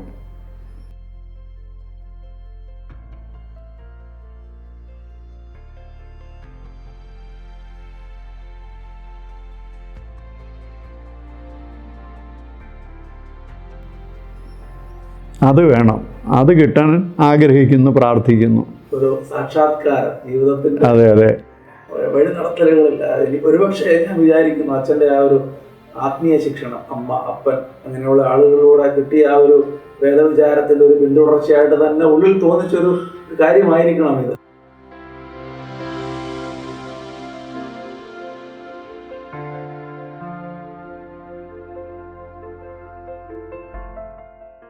തീർച്ചയായിട്ടും. അല്ലെങ്കിൽ നമ്മളെയൊക്കെ ഇപ്പോഴും കൊണ്ടു നടക്കുന്നത് നമ്മുടെയൊക്കെ തീരുമാനങ്ങളൊന്നും അല്ല. ഇവിടെ നിന്നും ഒരു ആലോചന വരുന്നു. ഈ ആലോചനയ്ക്ക് പിന്നിൽ നമ്മളെ സ്നേഹിക്കുന്നവരുടെയൊക്കെ ആത്മാക്കളും നമ്മളെ നടത്തിയവരുടെ ഒക്കെയുള്ള ഒരു പ്രേരണകളും ചിന്തകളും അവരുടെ ഒരു പ്രചോദനങ്ങൾ ഒക്കെ നമ്മുടെ ഈ വായുവിൽ, നമ്മുടെ അന്തരീക്ഷത്തിൽ, നമ്മൾ ശ്വസിക്കുന്നതിനകത്ത് ഒക്കെ ഉണ്ടെന്നാണ് ഞാൻ വിശ്വസിക്കുന്നത്. അത് നമ്മളെയൊക്കെ അങ്ങനെയാണ്. നമുക്ക് പെട്ടെന്നൊരു ചിന്ത വരുന്നു. അതൊരു നല്ല ചിന്തയാണെങ്കിൽ നമ്മൾ മാത്രമായിട്ട് രൂപപ്പെടുത്തിയതൊന്നും അല്ല. അത് ഗുരുജനങ്ങൾ, പിതൃക്കൾ ഒക്കെ നമ്മിലേക്ക് തരുന്ന കാര്യങ്ങൾ, പരിശുദ്ധാത്മാവ് അവരെ ഉപയോഗിച്ച് നമുക്ക് തരുന്നതൊക്കെ ഒന്ന് വിചാരിക്കാൻ പറ്റുമെന്ന് എനിക്ക് തോന്നുന്നു.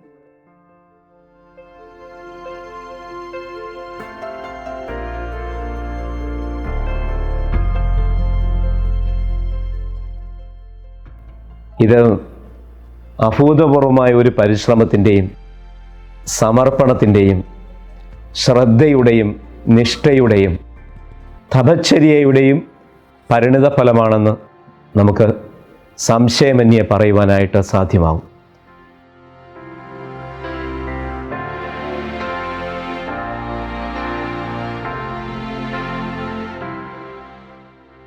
ഈ പുസ്തകം പ്രസിദ്ധീകരിച്ച് കാണണം എന്നുള്ളത് സഭയുടെ ഒരു ആധികാരിക പിൻബലത്തോടു കൂടിയെന്നാണോ അച്ഛൻ ആഗ്രഹിക്കുന്നത്? എന്ന് പറഞ്ഞാൽ അപ്പം സഭയ്ക്കൊരു മലങ്കര ഓർത്തഡോക്സ് സഭയ്ക്ക് ഒരു ഓർത്തഡോക്സ് സ്റ്റഡി ബൈബിളിൻ്റെ ഒരു പ്രോജക്റ്റ് തുടങ്ങിയിട്ട് കുറേ കാലമായി.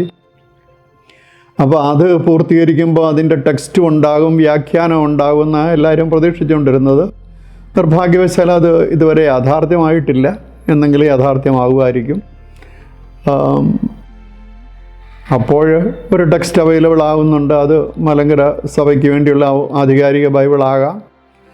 പിന്നെ ഇത് ഒന്ന് പരിഗണിച്ച് നോക്കിയിട്ട് ഇതിനകത്ത് നിന്ന് എന്തെങ്കിലും എടുക്കാനോ ഇതിനോടെന്തെങ്കിലും ചേർക്കാനോ ഇതൊന്ന് പരിശോധിച്ച് നോക്കി എന്തെങ്കിലും ഇതിൽ ഉപയോഗിക്കാൻ ആരെങ്കിലും ആഗ്രഹിക്കുന്നുണ്ടെങ്കിൽ ഓക്കെ. അല്ലാതെ ഞാൻ ചെയ്തിട്ട് കാര്യമില്ല. കാരണം ഞാനിത് പരിഭാഷപ്പെടുത്തി അല്ലെങ്കിൽ എൻ്റെ കൈകൊണ്ട് എഴുതിയെന്ന് കണ്ട ഉടനെ ചില ഫേസ്ബുക്കിൽ ചില സുഹൃത്തുക്കൾ സ്നേഹം കൊണ്ടായിരിക്കും ഇങ്ങർക്ക് തന്നെ അതിനവകാശം, സഭയല്ലേ ചെയ്യേണ്ടത് എന്നുള്ള രീതിയിൽ ചില കമൻറ്റുകൾ. പിന്നെ വേറൊരു ചിലർ ചെയ്ത് പറയുന്നത് അതെല്ലാവർക്കും പറ്റുമല്ലോ, ഞങ്ങളുടെ പരിചയത്തിലുള്ള ഇന്ന ആളുകളൊക്കെ ചെയ്തിട്ടുണ്ടല്ലോ. അപ്പം ഇങ്ങനെ രണ്ട് രീതിയിലും എന്നെ എടുത്തിട്ടുള്ളവരുണ്ട്. അപ്പോൾ അതുകൊണ്ട് ഞാനായിട്ടൊന്നും അങ്ങനെയൊന്ന് ഒരു പ്രിന്റ് ചെയ്ത് എല്ലാവർക്കും കോപ്പി കൊടുക്കണം തൽക്കാലം ആവശ്യപ്പെടുന്നു. അത് പരിഗണിക്കണം, അതിനെക്കുറിച്ച് ഒന്ന് ആലോചിക്കേണ്ടി വരും, അതിൻ്റെ വാല്യൂ എത്രമാത്രം എന്നുള്ളത്. അല്ലാതെ വെറും ഇപ്പം ആരെങ്കിലും തോൽപ്പിക്കാൻ വേണ്ടി, ആരെങ്കിലും നാണം കെടുത്താൻ വേണ്ടി ഒന്നുമല്ല. എനിക്കതിനൊന്നും താല്പര്യമില്ല. എന്നെക്കൊണ്ട് എന്തുകൊണ്ട് ഈ കോവിഡ് കാലത്ത് വേറെ ഒന്നും തോന്നിച്ചില്ല, അതാണ് ഞാൻ ചോദിക്കുന്നത്. എന്നെക്കൊണ്ട് ഇതല്ലേ തോന്നിച്ചുള്ളൂ, അത് പൂർത്തിയാക്കാൻ ദൈവം നമ്പരെ ഇടയാക്കി. എന്നാൽ പിന്നെ അതവിടെ ഇരിക്കട്ടെ. ആലോചന തന്നവൻ എന്തെങ്കിലും ഉദ്ദേശം ഉണ്ടെങ്കിൽ നടക്കും, അല്ലെങ്കിൽ വേണ്ട. പൂർവസൂരികളുടെ അക്ഷരപ്രസാദത്തെ ലവലേശം അവഗണിക്കാതെ ചെത്തിമിനുക്കിയ ഒരനുഭവം. ഇവിടെ പിറന്നു പരിഭാഷയുടെ പുതിയൊരു പൂർണ്ണചന്ദ്രൻ. ഈ ഗ്രന്ഥപ്രയത്നം അച്ചടിച്ച് കീർത്തി മോഹിക്കാതെയും വിൽപ്പനച്ചരക്കാക്കാതെയും സൂക്ഷിക്കുകയാണ് ഇവിടെ വന്ധ്യ ഡോക്ടർ ജേക്കബ് കുര്യൻ അച്ഛൻ. കാതോലികവും ശ്ലൈഹികവും ഏകവും വിശുദ്ധവുമായൊരു ഇടുക്കുവഴിക്ക് ദീപവും വെളിച്ചവുമാകാൻ ഈ വിവർത്തനം ഇവിടെയുണ്ട്. നിയോഗത്തിൻ്റെ പുലരികൾ വിടരട്ടെ.